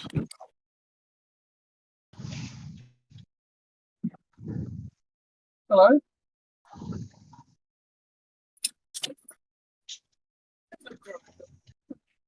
Well, we do control this out air so we can shoot bird and stuff like that.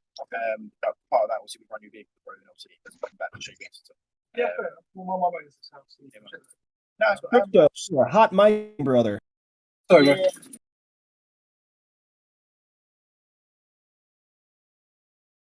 I mean, it was really the only thing going on in the chat anyway, but...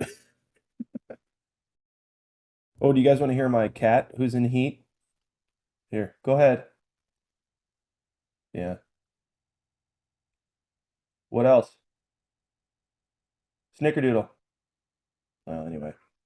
Yeah. All day she's been... for about 4 days straight now.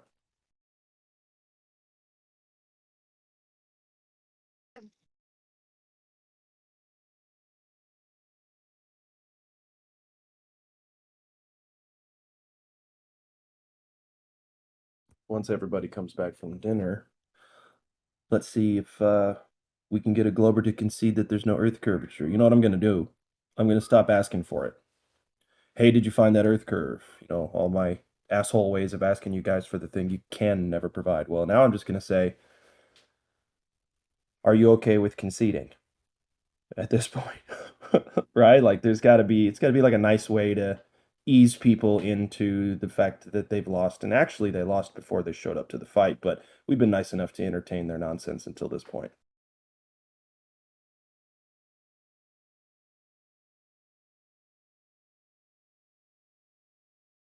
Yeah, we'll even support them in their transition and their time of difficulty. No problem. Yeah, listen, coping mechanisms are my thing, okay? I could teach y'all how to do it.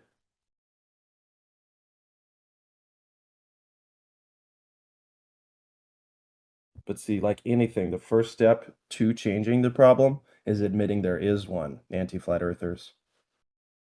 Once you get past that step, once you can look in the mirror and say, I've been wrong, then you can start the process of healing and moving forward.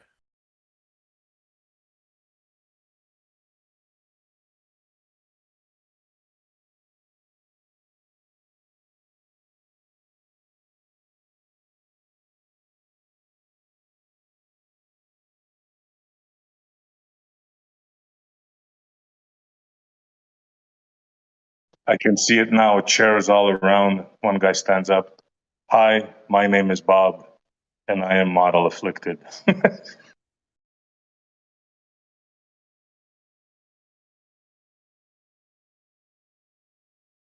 Yeah, man, I just wouldn't want to be them at all. I remember admitting so many things in my life that I'd done wrong that I thought I was right about.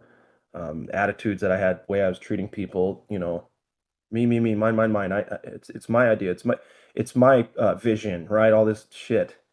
I can't be wrong about this. There's no way I was fooled this whole time. Not me, not smart me.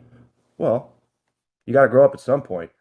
And like I said, I'm studying addiction counseling, so I know about coping mechanisms. I got books full of them, and they're healthy, right? It's not like turning to drinking or turning to drugs or porn, Come on, be honest, guys. There's a lot of y'all out there that get frustrated with us, and so you take it out on the old. But you don't need to be doing shit like that. You're better than that. You're better than masturbating. You're better than anti-flat earthism. Okay, you're better than drinking. You're better all of it. But you need to get honest. That's the thing. Earth isn't a globe. That's why I talk like this. I love you, and I want you to understand how you are suffering from the shackles being on you of conformity. You need to break free of those shackles of consensus-based reality. You need to. It's not like, oh, I'm dad. Oh, thanks, dad. I need to do this and that. Just, outside looking in, I can see you're struggling. All of you globers and anti-flat earthers. So just if you get honest with yourself, then you could start looking at the world around you without the rose-colored glasses. Thank you.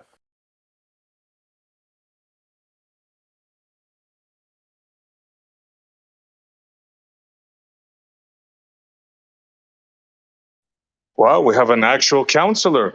There you go, guys.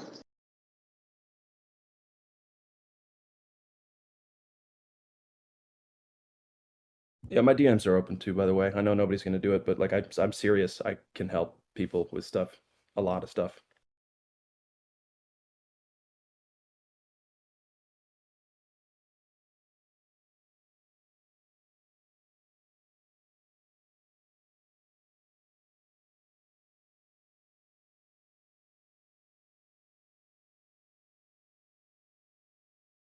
Let's say a guy like Kosho, how would you start helping him? What advice would you give him? I'd have to be in the same room as him. I couldn't do it over the internet. He's too good at hiding from reality over the internet, so he and I would have to be in the same room. But say he came after me for advice or whatever, and it's not like I don't have things I need to work on in my life too, right? Everybody does.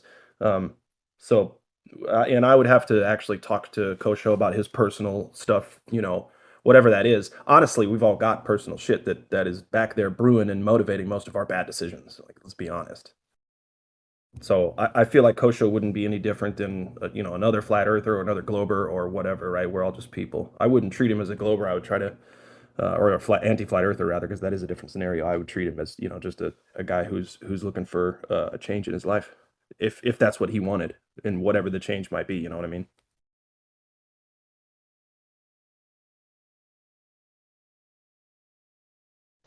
Fair enough, Kosho. The hand has been extended to you. Free counseling. Oh, come on now. That I don't want to make it sound like that. I'm just saying, like, I'm just messing with him. like on the what's it called? On the hush hush, whatever. Like, if you got some problems and you need someone to talk to, I'm here. So there's that.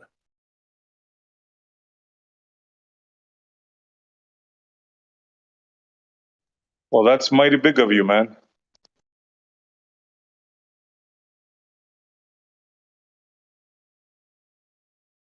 I got to give back, man. I've been afforded so much lucky things, such a good life. I have to give back. I have to do something to balance those scales, I think.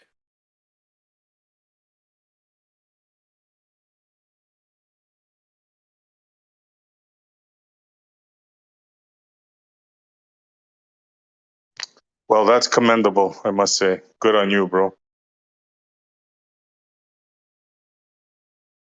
Thanks, man. Appreciate that. Think there's any hope for like a guy like Zanuck? Think we can bring him back? Oh, well, I mean, when I listen to these guys, honestly, I think that they know that we're right about a lot of things, and such. I can hear the struggle in their voices about like coming to talk to us about these things, and they're really knowledgeable about. I mean, I got to admit, I've never heard people with such quick, right on the Johnny on the spot, lightning fast answers to everything 10 of us have at once. Now, as suspect as that is, it also shows these guys are brilliant, right? They can talk about stuff. They can pull references, whether or not they're accurate to reality, out of their butt anytime they want to reply or respond to anybody. To me, that's impressive, and it shows a dedication in their person that if they are having problems in other parts of their life, they can direct the focus from engaging in whatever maybe bad habit they have or such, and using it for a more positive thing. But again, it's not unique to This kind of thing, conspiracy theorists versus the non-conspiracy theorist kind of deal. Because I guess that's what we're doing, right? That's basically the big idea here. Sort of, yeah, yeah. Like, example, if a guy like Kosho was a lawyer, I would put him on full retainer. Yeah, I mean, they can talk circles around the truth. Absolutely right. Yeah, yep. So yeah, Kosho should be a lawyer. Like, he missed his calling for real. that means that they have genuine, like, hard work ethic inside of them, and that's good. And I can tell they're good people. I can hear it in their voices. So I don't know, whatever that's worth. What do you mean talking circles around the truth?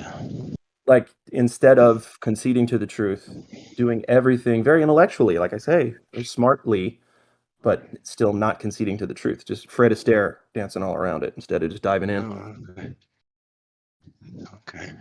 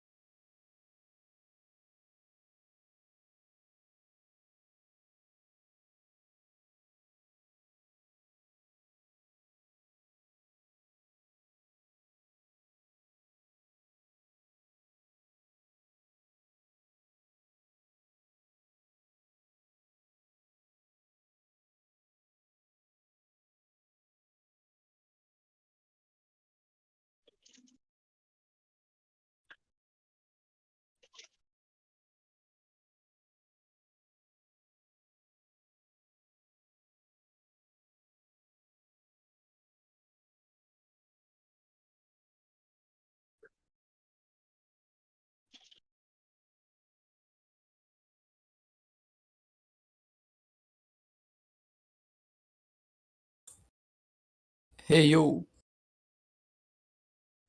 Make it Hey, what's up, Skyline? driving. El Paso, Texas. Hmm? So driving through El Paso, Texas.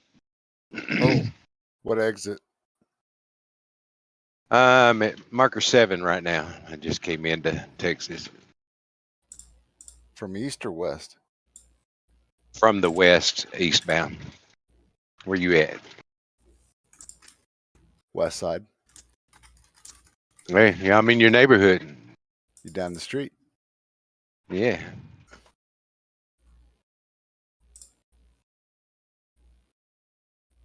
Going by the Volvo dealership.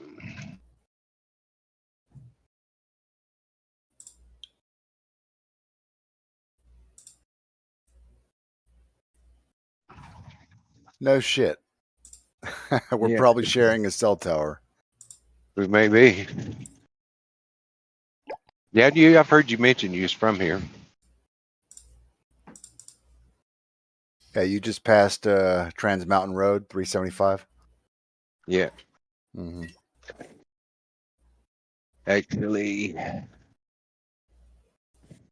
I don't have my damn glasses on. No, it's okay. I know you did. You're coming up on Sunland Park here soon. Aircraft Road. Yeah. Aircraft. It's like 174, Highway 174 or Road 174, whatever.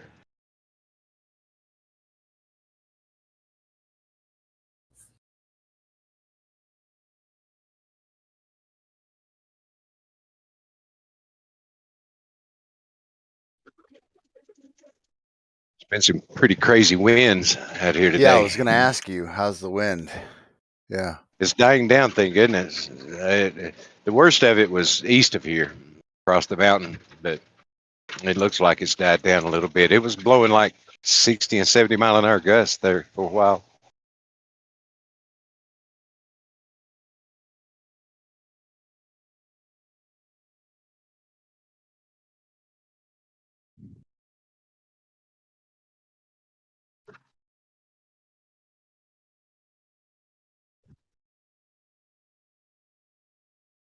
Yeah, if you wanna pull over on Red Road, I'll come meet you.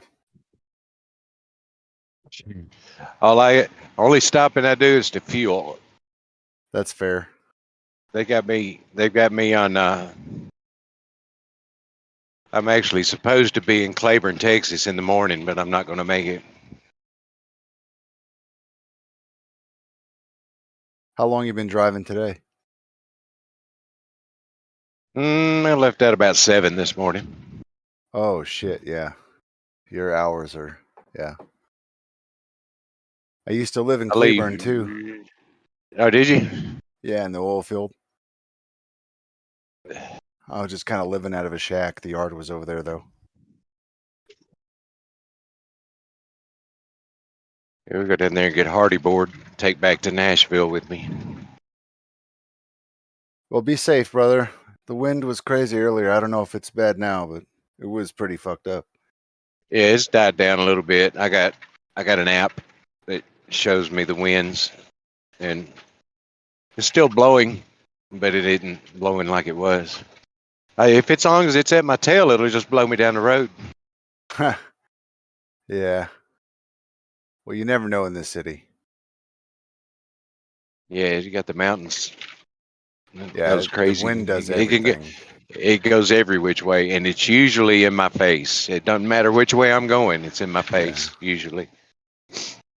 Well, the stuff down below is going this way, and the stuff up above, up above is going the other way. So, kind of get screwed.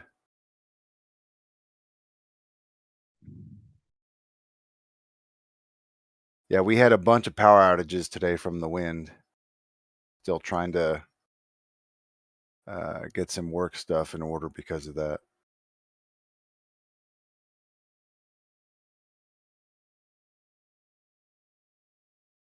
Yeah, blowing 60 and 70 miles an hour, it can blow stuff over. Oh yeah. And if it's a crosswind on the highway, they'll shut it down to big trucks. Mm. I was worried about that. I've got to get back and pick my girlfriend up from the hospital, and I got to be there Thursday morning. So I've got to go. Yeah. Now I ask you a question. Yeah, Bacon. How old are you? 60. I'm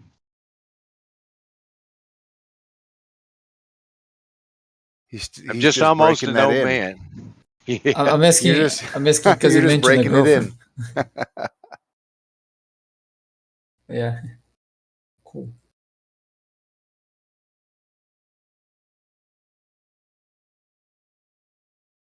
All right, I got to step away for a minute.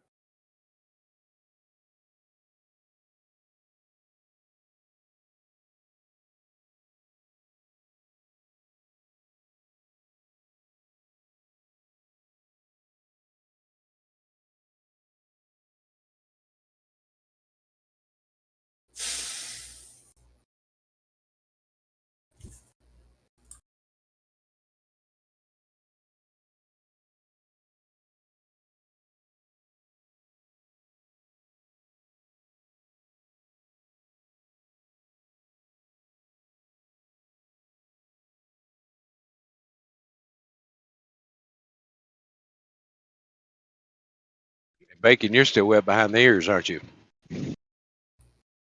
What? I knew you would say what? We say wet Sorry. behind the ears. A young man. Oh, yeah, I just turned 27. Oh, I was thinking 22. You 27? Yeah.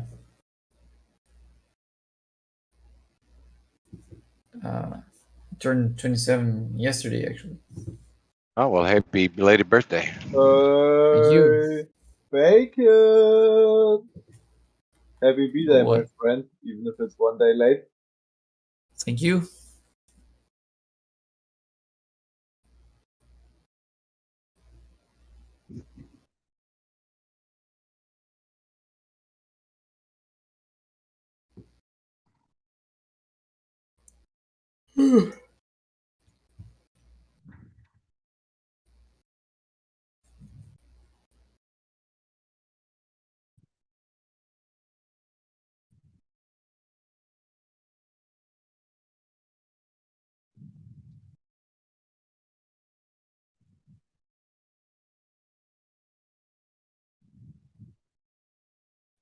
Left lane, would you give up your truck right now to be 27? Oh, yeah. Not a tough one, Yeah. huh? Yeah. And I would go get me another truck. I would go get me 5 more trucks. Hell yeah. You damn right. If I had gotten into trucking at 27, like I should have, and I just didn't know, I've worked hard all my life, several different things.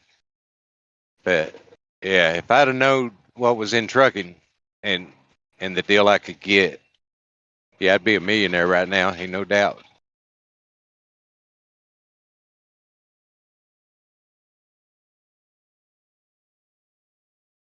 The fella that I drive for is a friend of mine. He's a couple of years younger than I, and he started the company that I'm pulling about 12 years ago, and he's a multimillionaire now.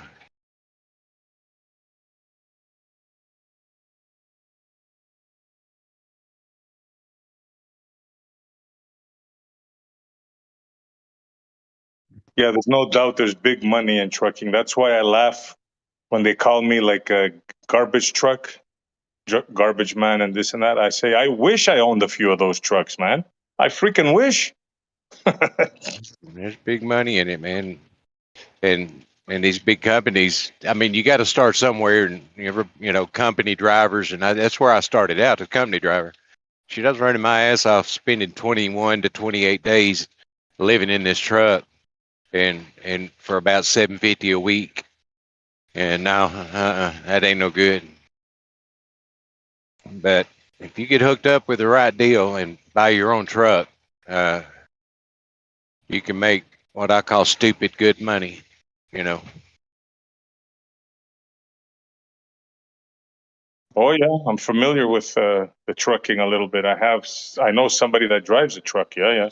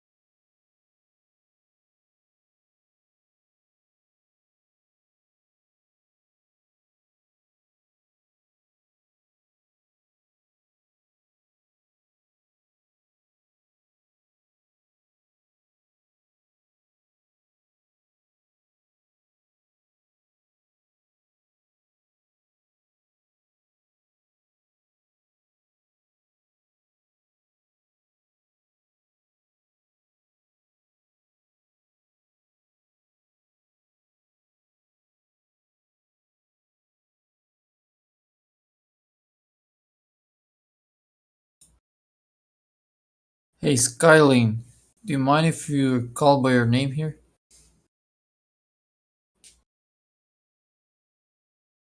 Or you prefer Skyling? No, I don't mind. Hmm. Yeah, Howard's fine. Yeah, I think it's weird to call you Skyling. Doesn't sound like a name. It sounds weird to be called Skylink. So why do you put that as a nickname then? I don't know.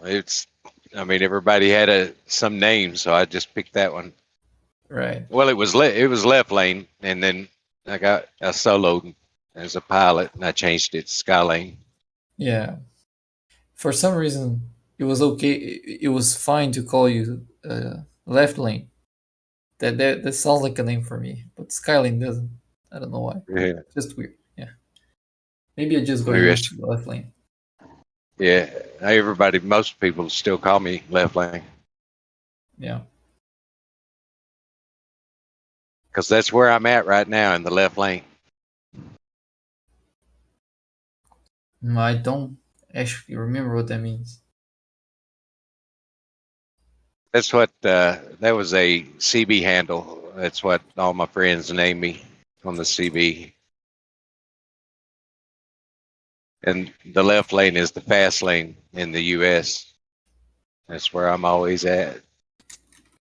Right. Oh, yeah, get it. You don't drive the second? fast. I do, yeah. Sorry? Here it's the fast one is also the left one. Oh, okay. I do drive.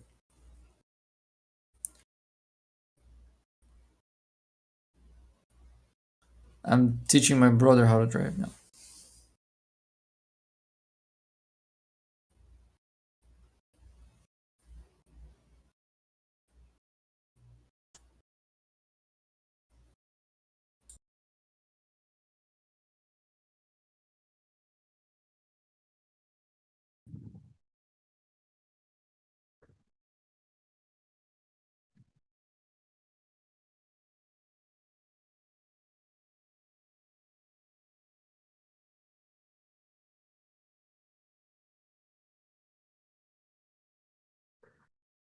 How old's your brother?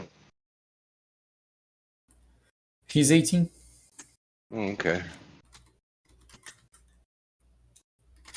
I grew up in the country, and I was driving a pickup truck, before I could see over the steering wheel. Really? Yeah.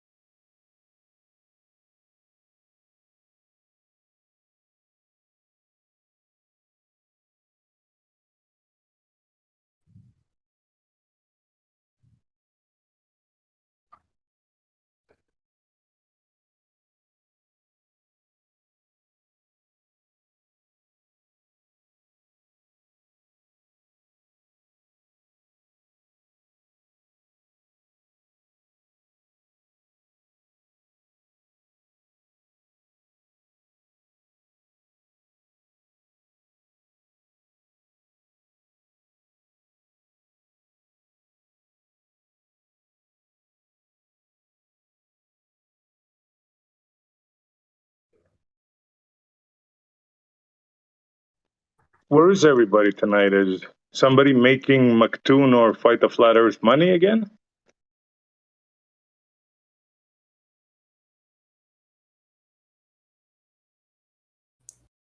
Oh, I hadn't heard much out of Fight the Flat Earth since he had his heart attack. Oh, What? Yeah, that's what heart happened. attack. When was this? I knew he was that- sick. Yeah, 3 or 4 weeks ago. He was in the hospital, and then he came on and was doing that thing that they do on that other server, and he actually had an episode while he was on there, and I hadn't seen him since. Whoa, I wasn't aware. Not good to hear. I think he's okay now, but I just hadn't seen him around.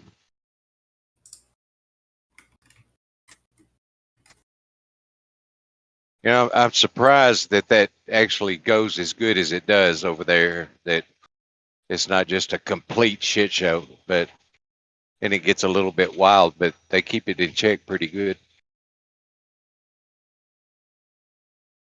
Yeah, it amazes me how people go there knowing that they're going to get ridiculed, and they just make him money. They just make him money, and he laughs at them. It amazes me. He's asked me, you know how many times he's asked me to go on? Guess how many times I went on? You got it, 0.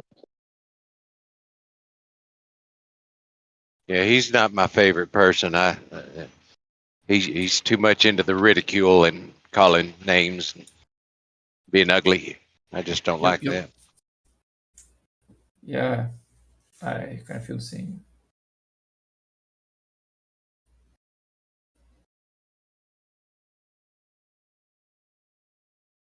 Whether it's Oakley doing it or Fight the Flat Earth doing it, it's all the same to me.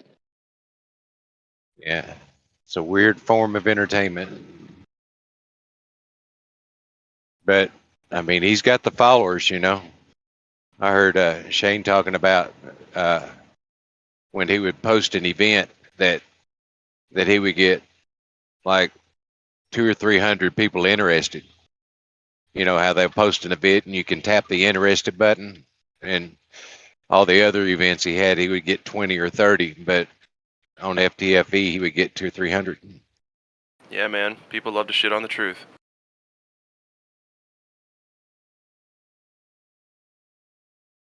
Yeah, he has all those adolescent followers that just love a shit show. So yeah, I don't blame him. Honestly, I don't blame Fight the Flat. I blame the people that go on there and make money and get ridiculed. I blame the That's parents who of I those blame. kids. That's what I do. It's the parents of those kids. It's their fault for letting them become that. Yes.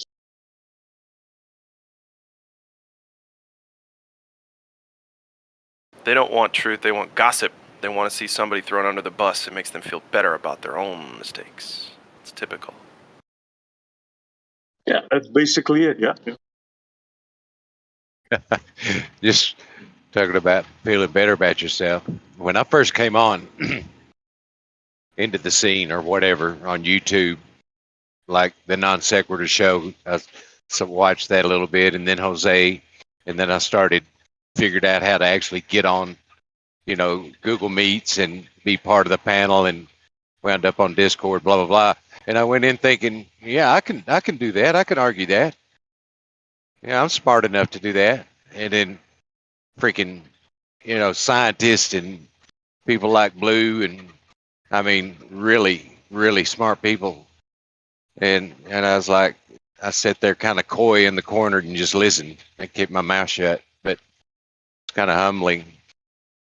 I was surprised that there were that caliber of people on there. You did say smart people like Blue, right? Yes, yes, and I know y'all dig at him, but now I'm gonna tell you, I think Blue is probably one of the. I mean, he's a successful retired engineer, and he's quick on his feet. He's I mean, he built that Cavendish from scratch by hand. That's an accomplishment. I mean, that's something to be proud of. And I know y'all don't like the Cavendish, and we talk about the experiment, but still, it's pretty impressive to me that he's done these things. So I kind of have Blue on a pedestal in my book. My only critique to B-Ball would be that I don't feel like he's like very familiarized with the arguments. Like when he No, comes here in B-ball is debate. not blue. B-ball is not blue, right? Yeah, blue marble science. Yeah. Yeah, B-ball is Earth is life, right? The Oh Earth yeah, is life. yeah, Yeah, yeah. Sorry, I just wanted to clear that. Yeah, I was confused. I was thinking of B-Ball. Wait, are you talking about B-Ball or are you talking about blue marble? Yeah, I was. Wait. Yeah, I was talking about Blue, but The marble people like science? him. Yeah. Okay. Yeah, I think Yeah, I was him the one who made the confusion.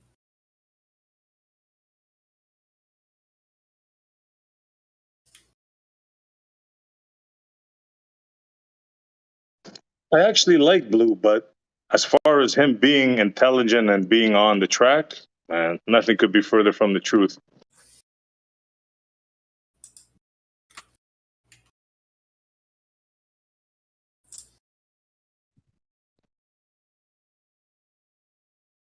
And see, that's what I talk about. We see the same guy.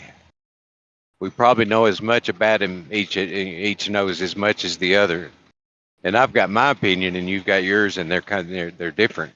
You know, that's what's interesting to me about the whole argument is how we all see the same things, and we see it so differently. Agreed. That's one of the things that freaks me out the same. Yep. Absolutely.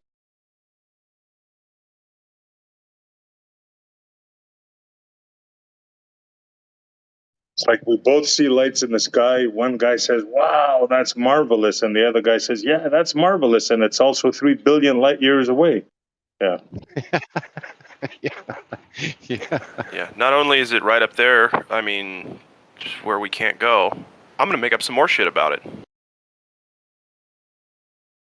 Well, I tend to agree with the extent of, I mean, it's the frontier and something we don't know about, and we want to know things, right? And yeah, but I have trouble with determining the value in that knowledge, and I don't know that, you know, I know in not my lifetime, not in 10 generations, that we'll be able to go to another solar system or whatever.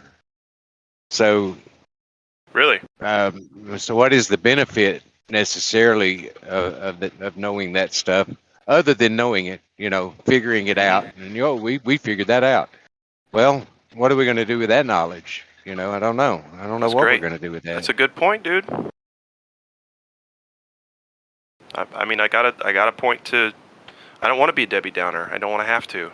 But you got to look at all the money that NASA gets, and all they do is put junk into the sky and tell you that they do all this, that, and the other. And it's like, well, we got people starving down here. I don't know what you think you're going to do up there, but there's some actual stuff going on, you know, on the quote-unquote planet that we might want to divert some funds to, siphon some funds from unnecessary child garbage, right? Because that's all it is, childhood wonderment, right? It's all we're wasting money on. And then maybe siphon it over to something that matters. I don't know. Call me crazy.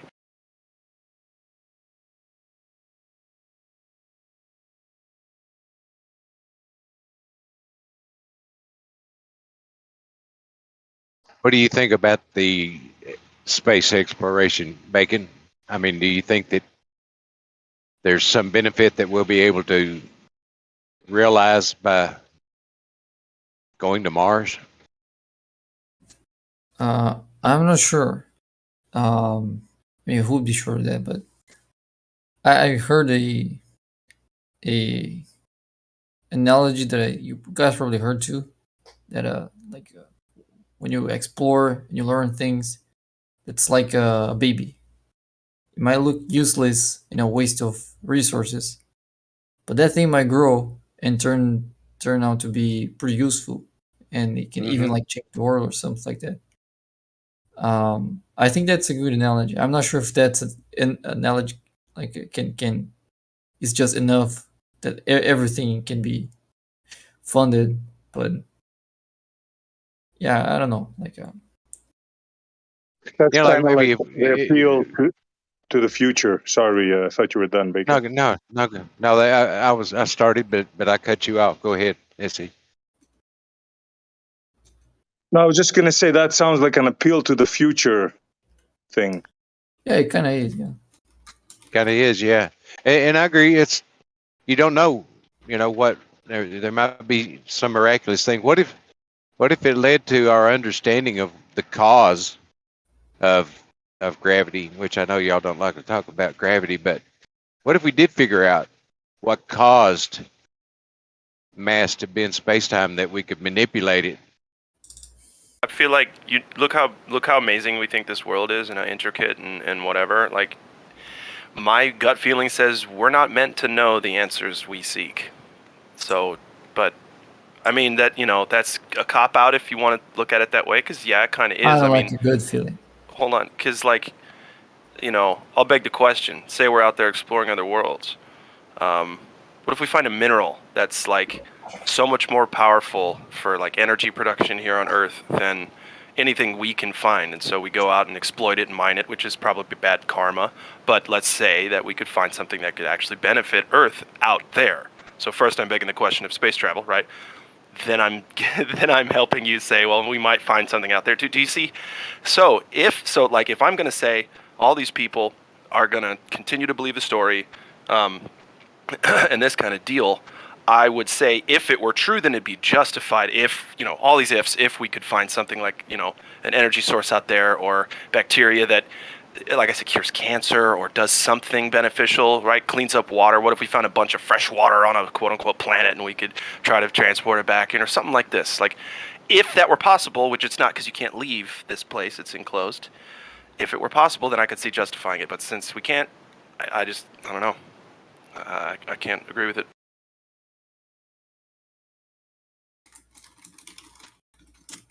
Why do you say it's enclosed? I can't seem to demonstrate gas pressure without a container. Now listen, hold on though. I can neither confirm nor deny that this container hasn't been gotten through at some point. Okay? I can neither confirm nor deny that. All I know is, like a pop can, I can't have the sealed pop can with the pressure inside and then for it to go unless it was sealed in the first place. So, you know what I mean? Like, I don't know. I can't know that. You can't know that. We are not supposed to know that stuff. Well, in talking about the gas and the gas pressure and all that, we see water. We see the surface of water. It's contained by the banks, by the land around it. But that water's got a surface to it. The waves on top and everything. And it's fluid. And the atmosphere is also fluid. So if there was enough water on Earth that all the mountains were submerged, that water would still have a surface on it that would cover the Earth. But if you could picture the atmosphere being fluid, a fluid gas, and there's so much of it that the Earth is submerged under a lake of atmosphere, would that make sense to you? Boy. Man, I'd have to have you draw that for me. I'm like a visual learner, and you lost me halfway through because I was trying to imagine it, and all I could imagine was just a flat Earth still. And I'll admit that's my bias kicking in when I'm trying to visualize what you're saying. You know what I mean? Yeah, I understand the bias, and we have ours too. Yeah. Well, yeah, that's what so like unless I'm looking with my eyes at what you're describing, my mind, just like yours would, imagines instinctually the flat Earth, just like it used to imagine the globe. If that makes sense. Yeah.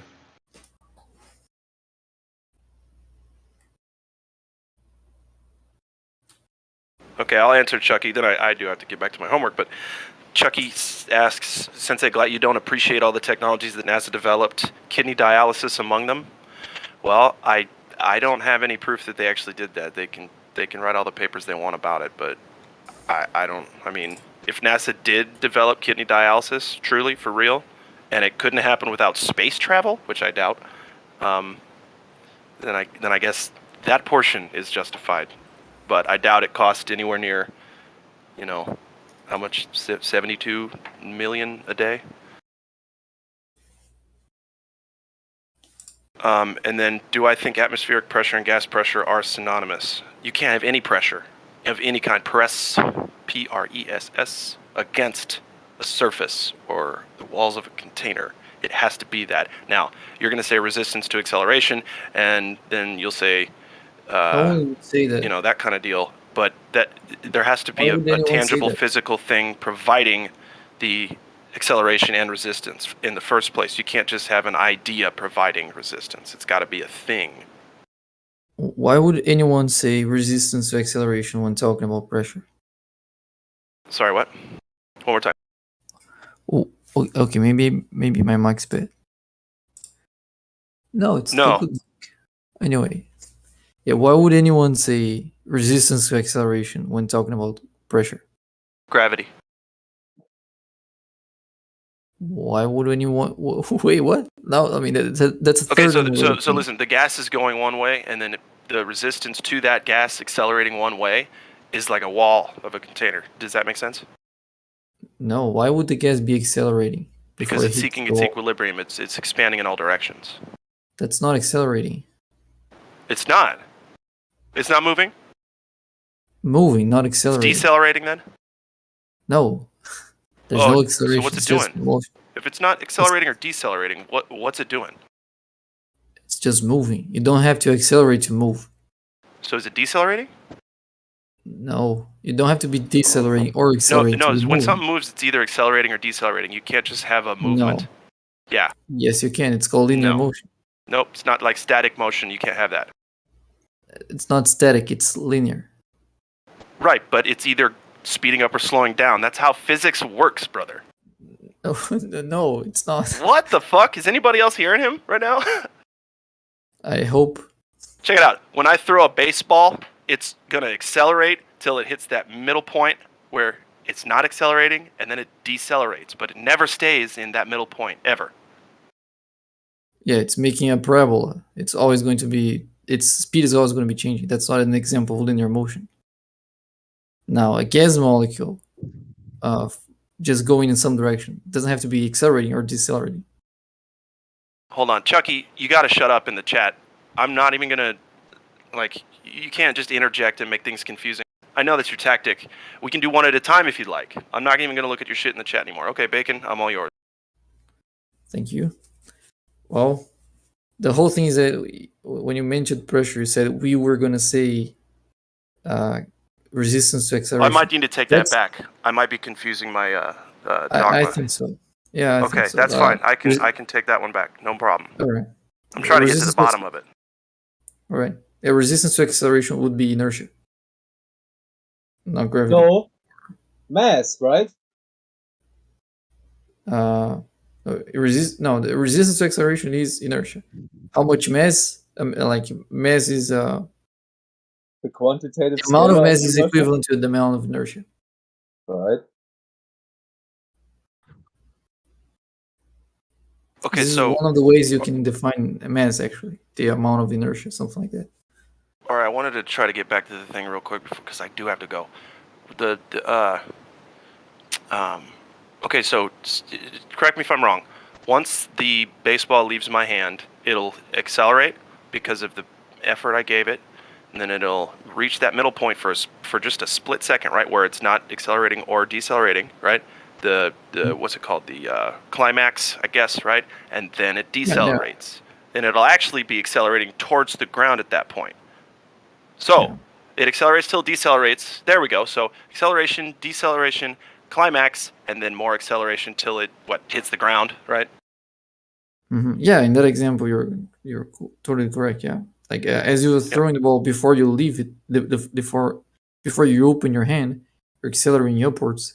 As soon as you leave the ball, it's going to start accelerating downwards. So it's going to slow down its upward speed still reaches 0, but it's going to continuously accelerate downwards. So now it's going to start also to move downwards. And yeah, that's it. There's a constant acceleration downwards of 9.8 meters per second. Well, there's a constant acceleration if I throw the baseball because it's acceleration up then acceleration down, only because it's falling because it's heavy.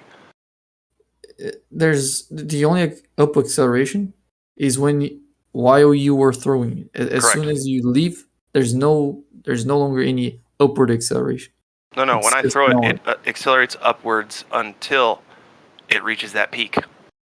No, it's not accelerating upwards. It's actually accelerating downwards because it's slowing down in the upward direction. Oh, it's not accelerating downwards, it's slowing down, just slowing down.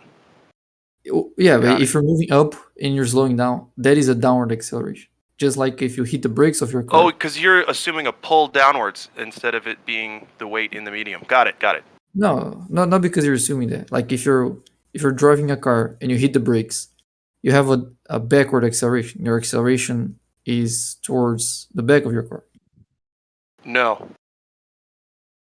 you're Yes. doing is providing a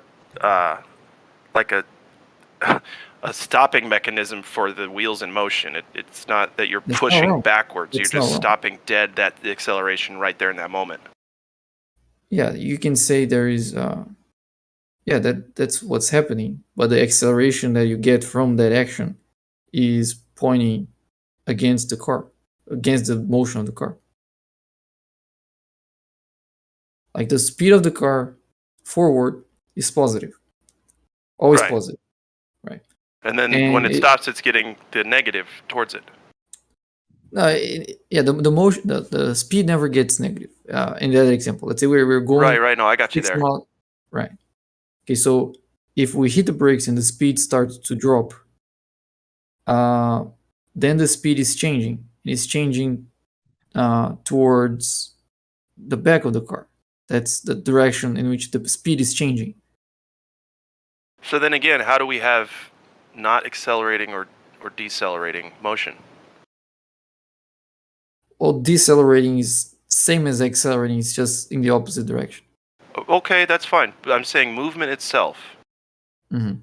it requires acceleration of something. Isn't it always accelerating one way or the other, right? All non-linear motion. So, for example, let's say you have that game in which you have to like slide some very smooth rocks over ice, and they go like very smoothly, and the guys have to make them hit out their balls. I don't remember the game. Oh shoot, what curling? Is that called curling?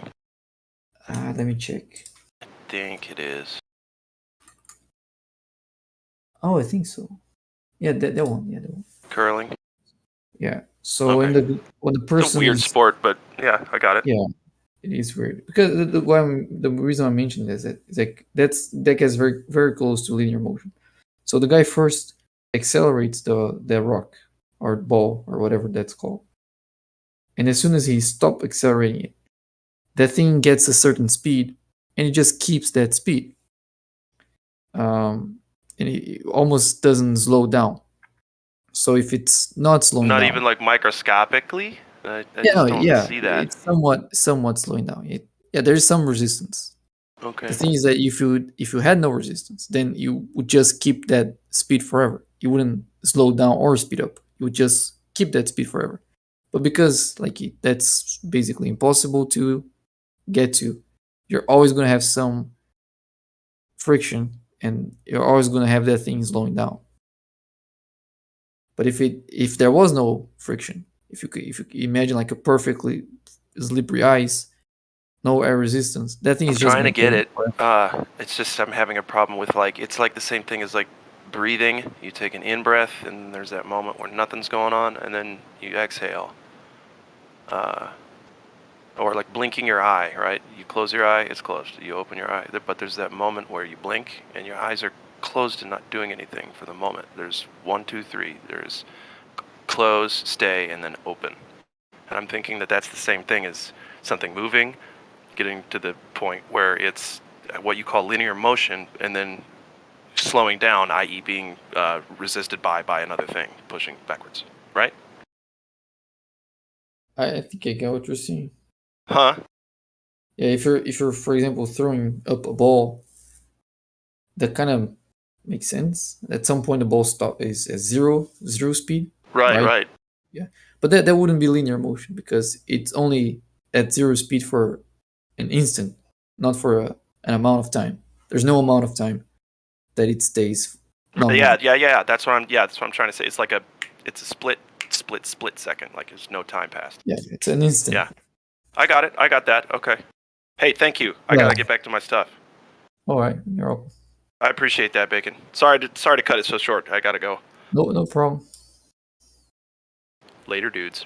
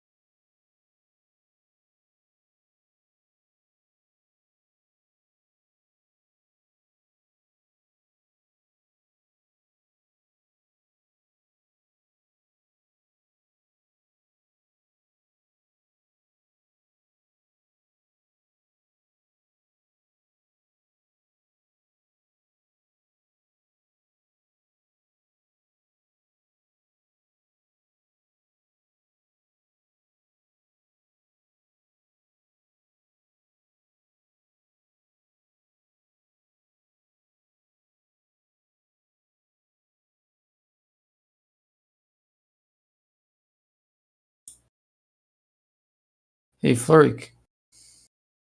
What up? I'm reading the chat. Your discussion with Chucky. Yeah, I think I misunderstood him. I misunderstood the way I read his words. All right. Okay. Yeah.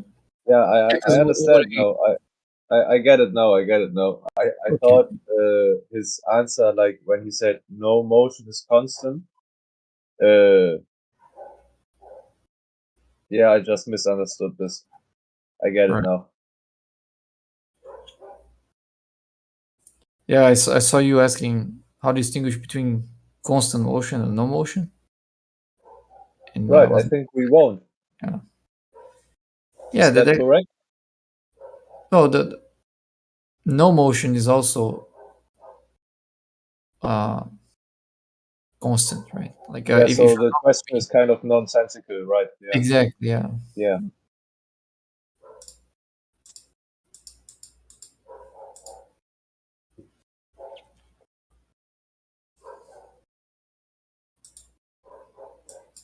Only if you think in fantasy terms does that make sense. Where no motion is actually the same as motion. No, but just from the point of that, no motion would be constant as well. Because it's zero, right? So there's no change. In that sense, well, yeah, obviously, yeah. Yeah, exactly. So like that's how we distinguish between like linear motion and non-linear motion. So the linear motion is when the speed isn't changing.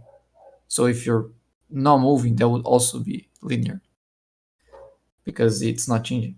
It's a constant. Your speed is constant. It's constantly zero, but it's still constant. But there is a difference between moving and not moving, correct? Yeah, moving is when your position is changing, and not moving is when your position isn't changing. Okay, good.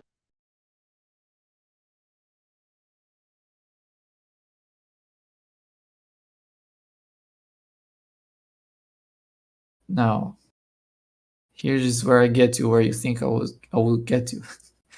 Position needs a reference to be established. Position alone makes no sense. It requires a coordinate system. Either a coordinate system or in relation to something else. Yeah, that's basically a coordinate system, right? Yeah.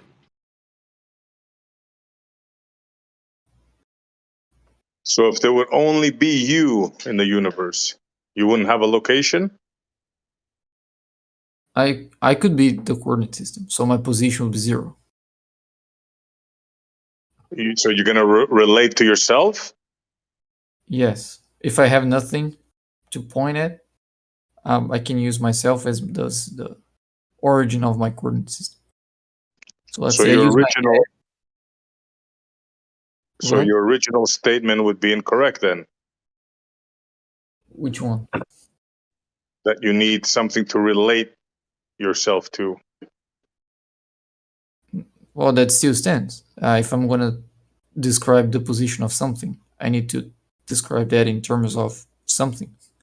And I can use myself. So my position is, if I use myself as a coordinate system, my position is always 0 because I'm always in the origin of that coordinate system because I am the coordinate system. So I can't. Okay, I'll get you back with. Oh, sorry, I thought you were done. No, I want to go ahead. I'll get you back with your own saying relative to what? To me, that's my coordinate system. Or relative to you, to Yeah. yourself. I'm gonna remember that. Yeah, in that example, I'm the only. Only picking myself as a reference frame or a coordinate system. So, for example, I can pick my head as the direction of the, let's say, y-axis. My nose points at the z-axis, and my right shoulder points to the x-axis. So, like, my neck would be at 0, or my head would be at 0. Okay, I want to remember that. You can use yourself to reference relative to yourself. Use anything. It's just a coordinate system. No one's going to prevent you from using something else as a coordinate system. You can always establish a coordinate system using whatever makes sense, whatever is useful. It's funny when I use like a river and saying flowing water, you guys say, well, relative to what? And I say, well, relative to me. And you say, no, you can't do that. No, But now you can. You always can. No, you always can. So we can now. Yeah, I would never say you can't. You can always say the river is flowing relative to me. That's a completely okay thing to say. Bacon's a renegade. So you disagree with that, Kosho? No, what is not infer? I refer. I don't know. I can't think of words right now, but I go with whatever Bacon says. I defer. There you like go. you're I physicist defer. now. The Yeah, I great defer to Kosho Bacon. defers to Bacon? Wow. That statement almost doesn't make sense. Kosher. It's a big moment for you, defers to Bacon. Bacon. Kosho is deferring to Bacon. Wow. I always defer to Bacon. Thank you for the confidence.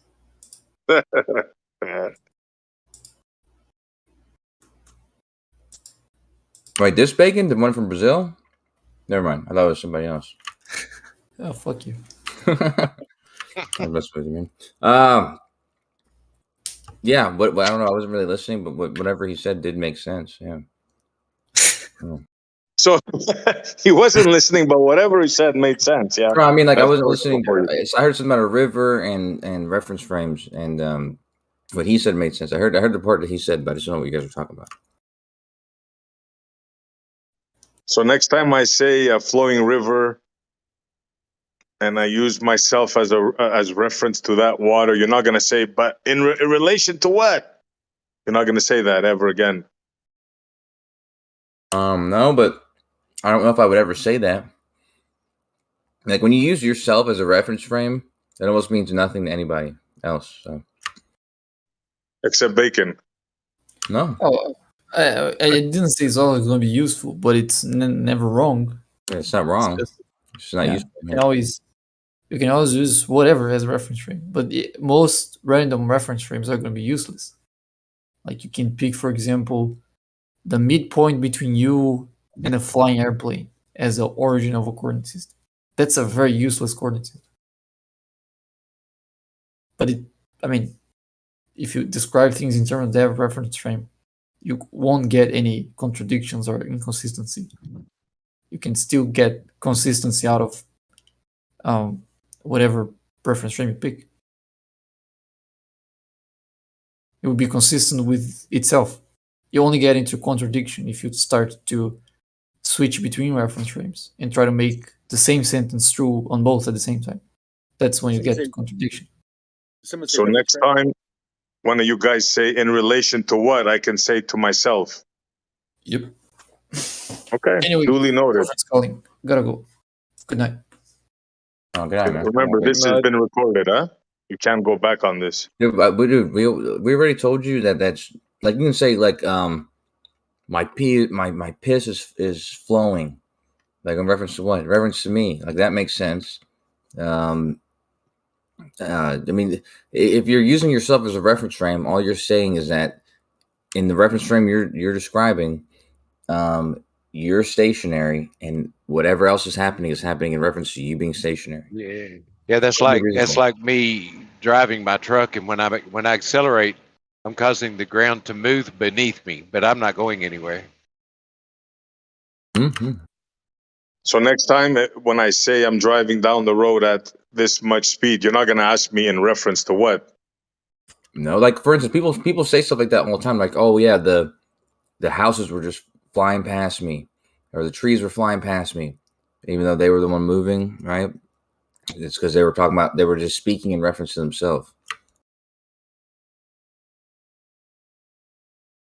Also, to more confuse it, there's the inertial reference frame, and then there's the non-inertial reference frame, which are a different topic, even though they use the same word frame. Here we go. The almighty reference frame. I heard reference frame, so I'm here. Someone said it 3 times. Triggered you, huh? Just called me. It's like a calling. It's like the phone rang.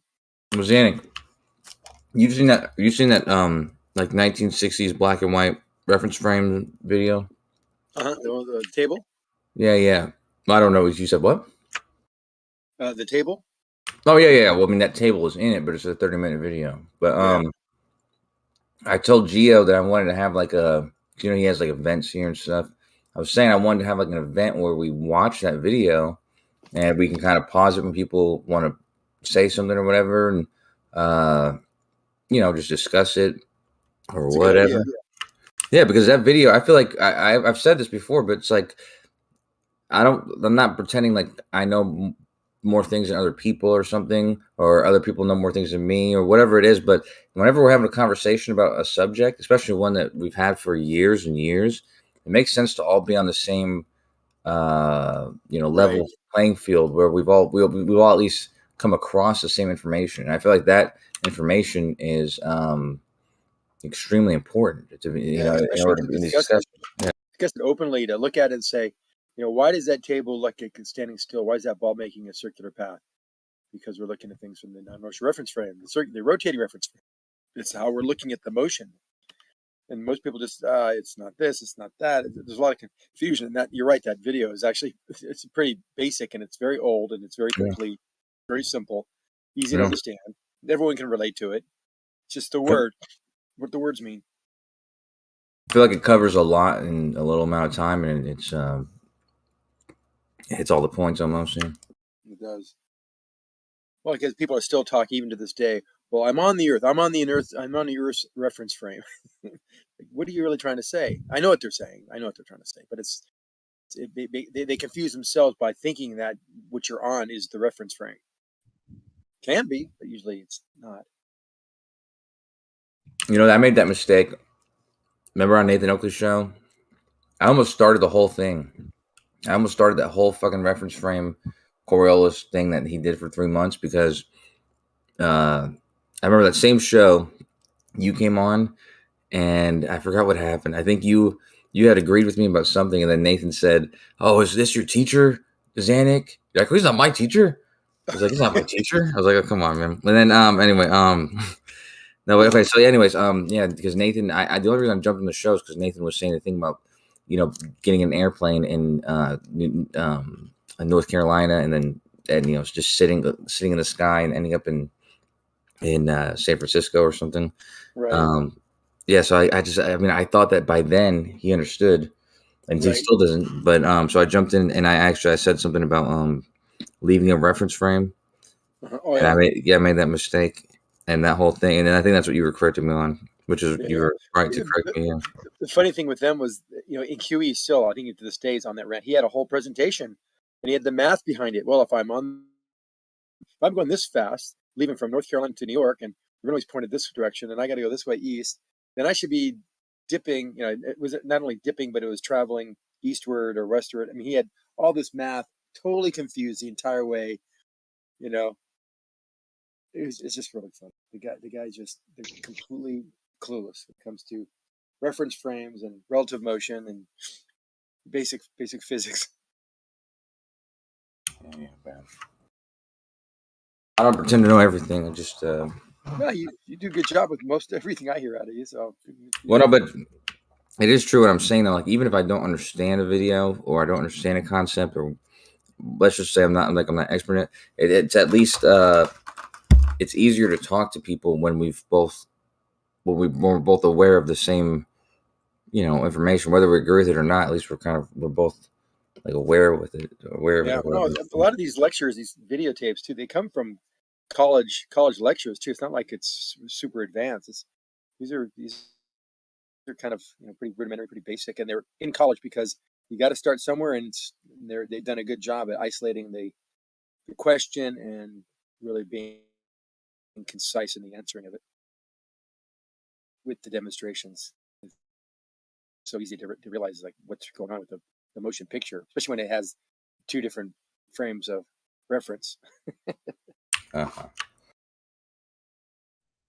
Cosmological lectures are a good source of comedy, endless entertainment. Oh Like my what? God. What I like was I love the one from Oxford. The professor says, "Here we have this tube. It's filled with butane, or what was it? Some kind of colored gas. Oh, poison, or what was it? Some kind of colored gas." And he says, "If you notice, one side's a vacuum, the other side's the butane. I'm open the valve, and the gas will expand into the chamber. And when this happens, nothing else changes but the entropy." I always wrote back, "Nope, that's not exactly true. Some other things happened and changed besides that. Namely, the pressure on both sides had changed." So You're talking about the bromine experiment. bromine, yeah, bromine. I don't know why I can remember bromine. Yeah. Nothing else changes. Not this, not that, not temperature, not this. The energy didn't change. This didn't change.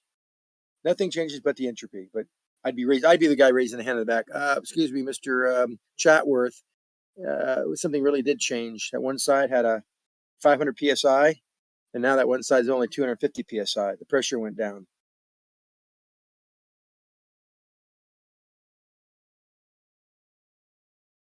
Oh, it's kind of funny. So yeah, some of them are entertaining. But then the professor would say, "Oh, but that's not what I was talking about. That's not the point." How could you guys, go to us and try to find gotchas?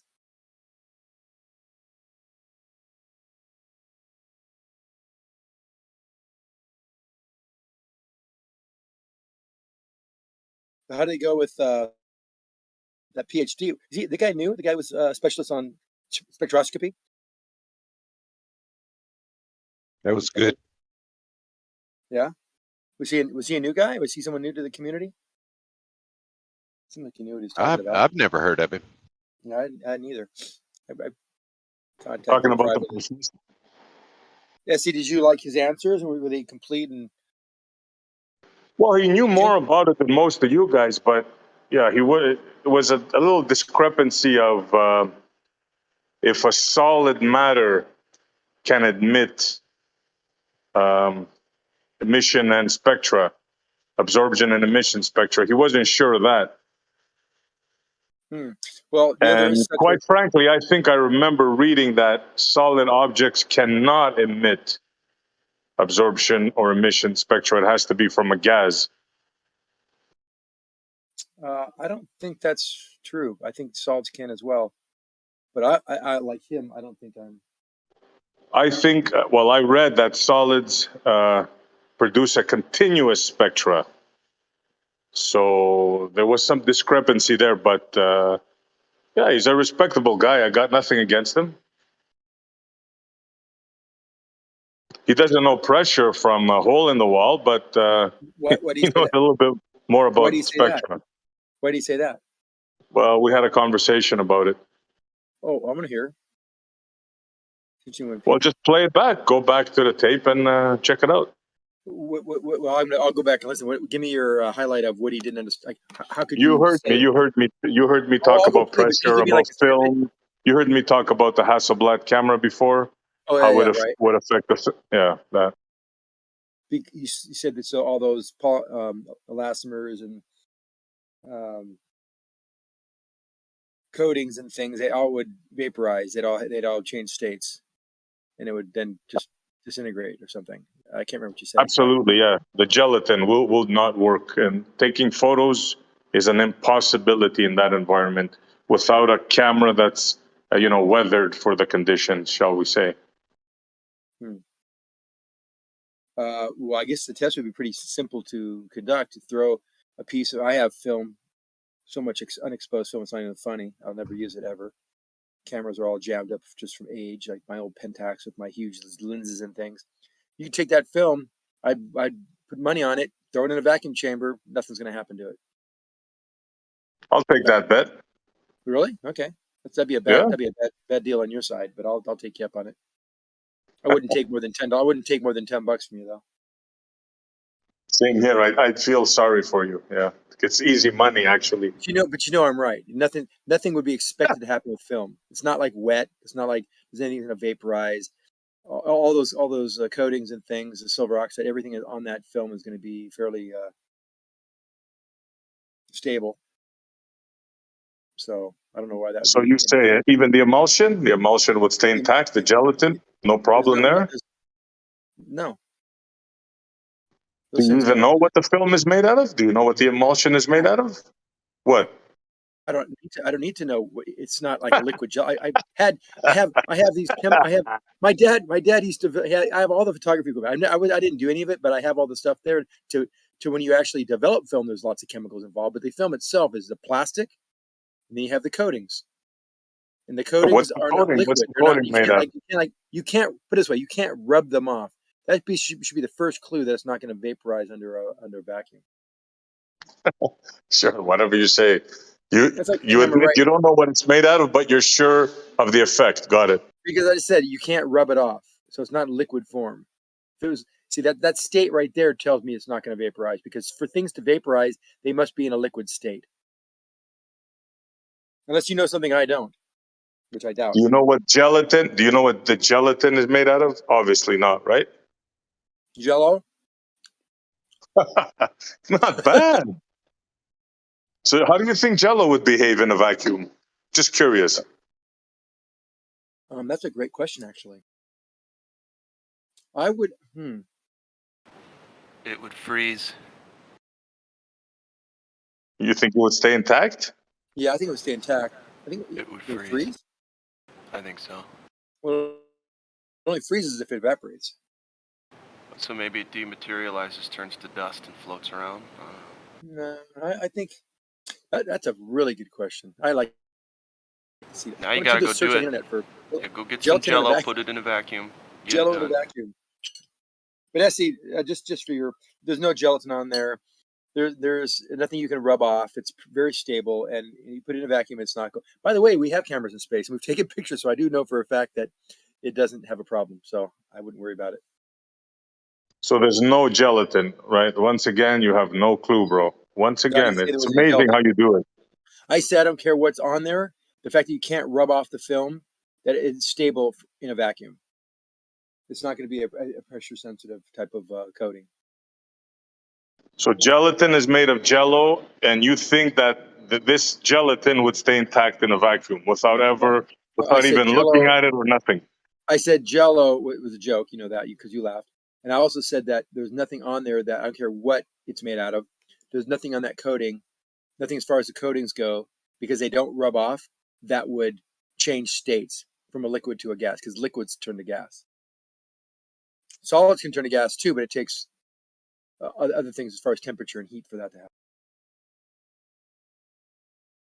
Amazing, right? You got it on. You got it figured out, bro. Nice. Well, I spent enough time around those type of devices that have vacuum up to where you're talking about like space or like the moon. Actually, I think 10 to the minus 10 or 11 is what they guess the moon to be on the surface. But anyway, they have that. We have that, and we do all sorts of things inside of those vacuums with all sorts of types of materials, and all those materials they don't just vaporize and bubble away.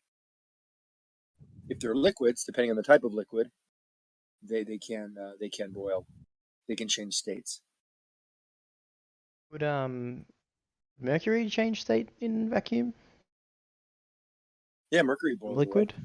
Does it boil? Depending on the temperature, yeah. That's why a mercury thermometer can never get to absolute zero, because the mercury will start boiling. And it will boil to equalize that pressure.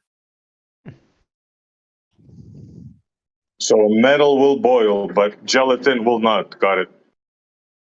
It's a Well, liquid. It depends. It depends on the material and the state it's in, phase. Yeah, it's a liquid. Yeah, it's a liquid. Mercury is a liquid, and it boils differently than water does.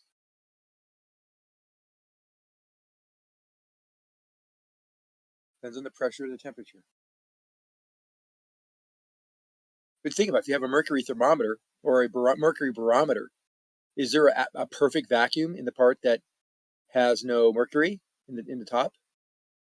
You've just started with it completely full. You turn it upside down, have it in a pool of mercury exposed to the pressure of the Earth's atmosphere, and that mercury drops down and creates a vacuum. Now, in theory, that vacuum should be a perfect vacuum, because there's no air in there to start with. There's nothing in to start with. How did you make space? You If know you what? could That find you a liquid sound. that did not boil, you could do that. But unfortunately, even mercury boils at zero pressure. That's what Galileo was. I think that was what Galileo said. That he didn't believe could happen, or whatever. That's how Torricelli proved. Look at you. Coach is like a walking encyclopedia these days. I have to I watch just that. always thought that was funny because Galileo really was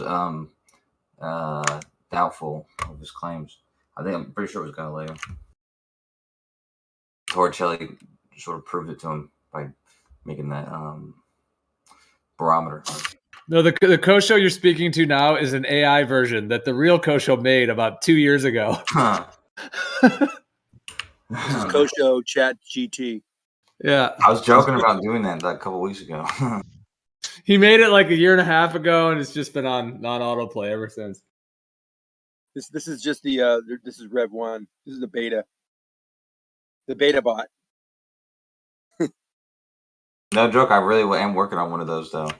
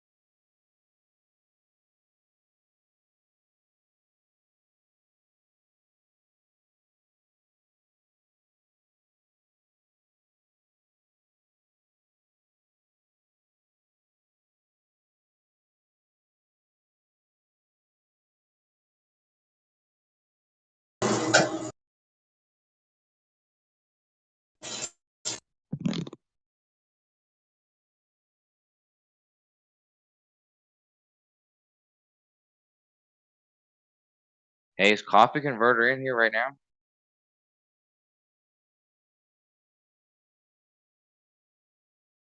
He's in the VC, yeah. Well, if he speaks up, just let me know. We'll be right back.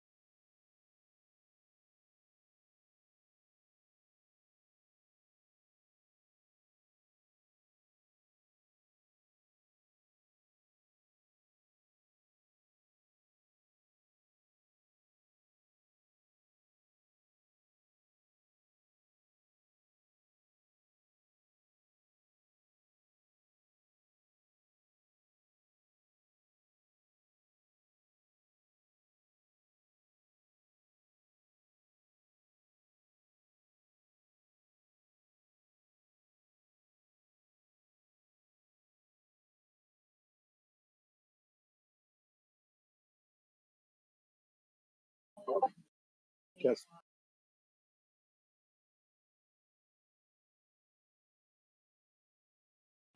Yep, I hear you.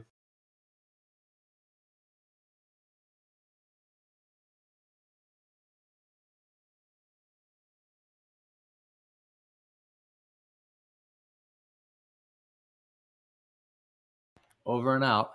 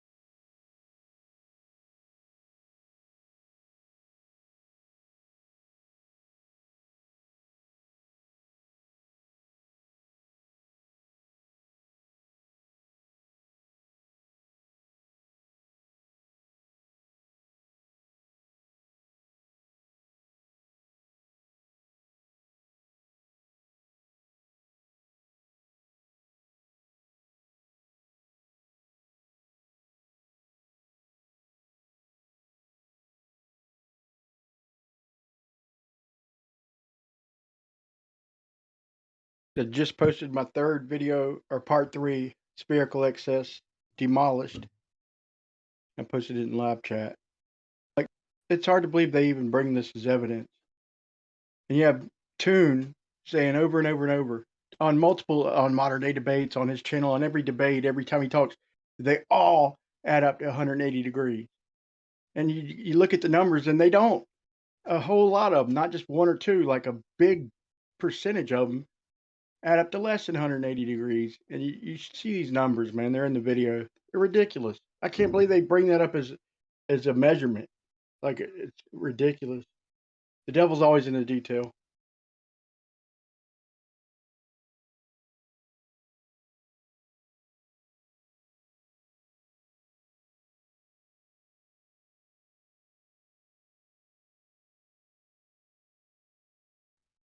If you have line of sight, you cannot have more than 180 degrees. It's not possible. We don't see, unless our vision curves.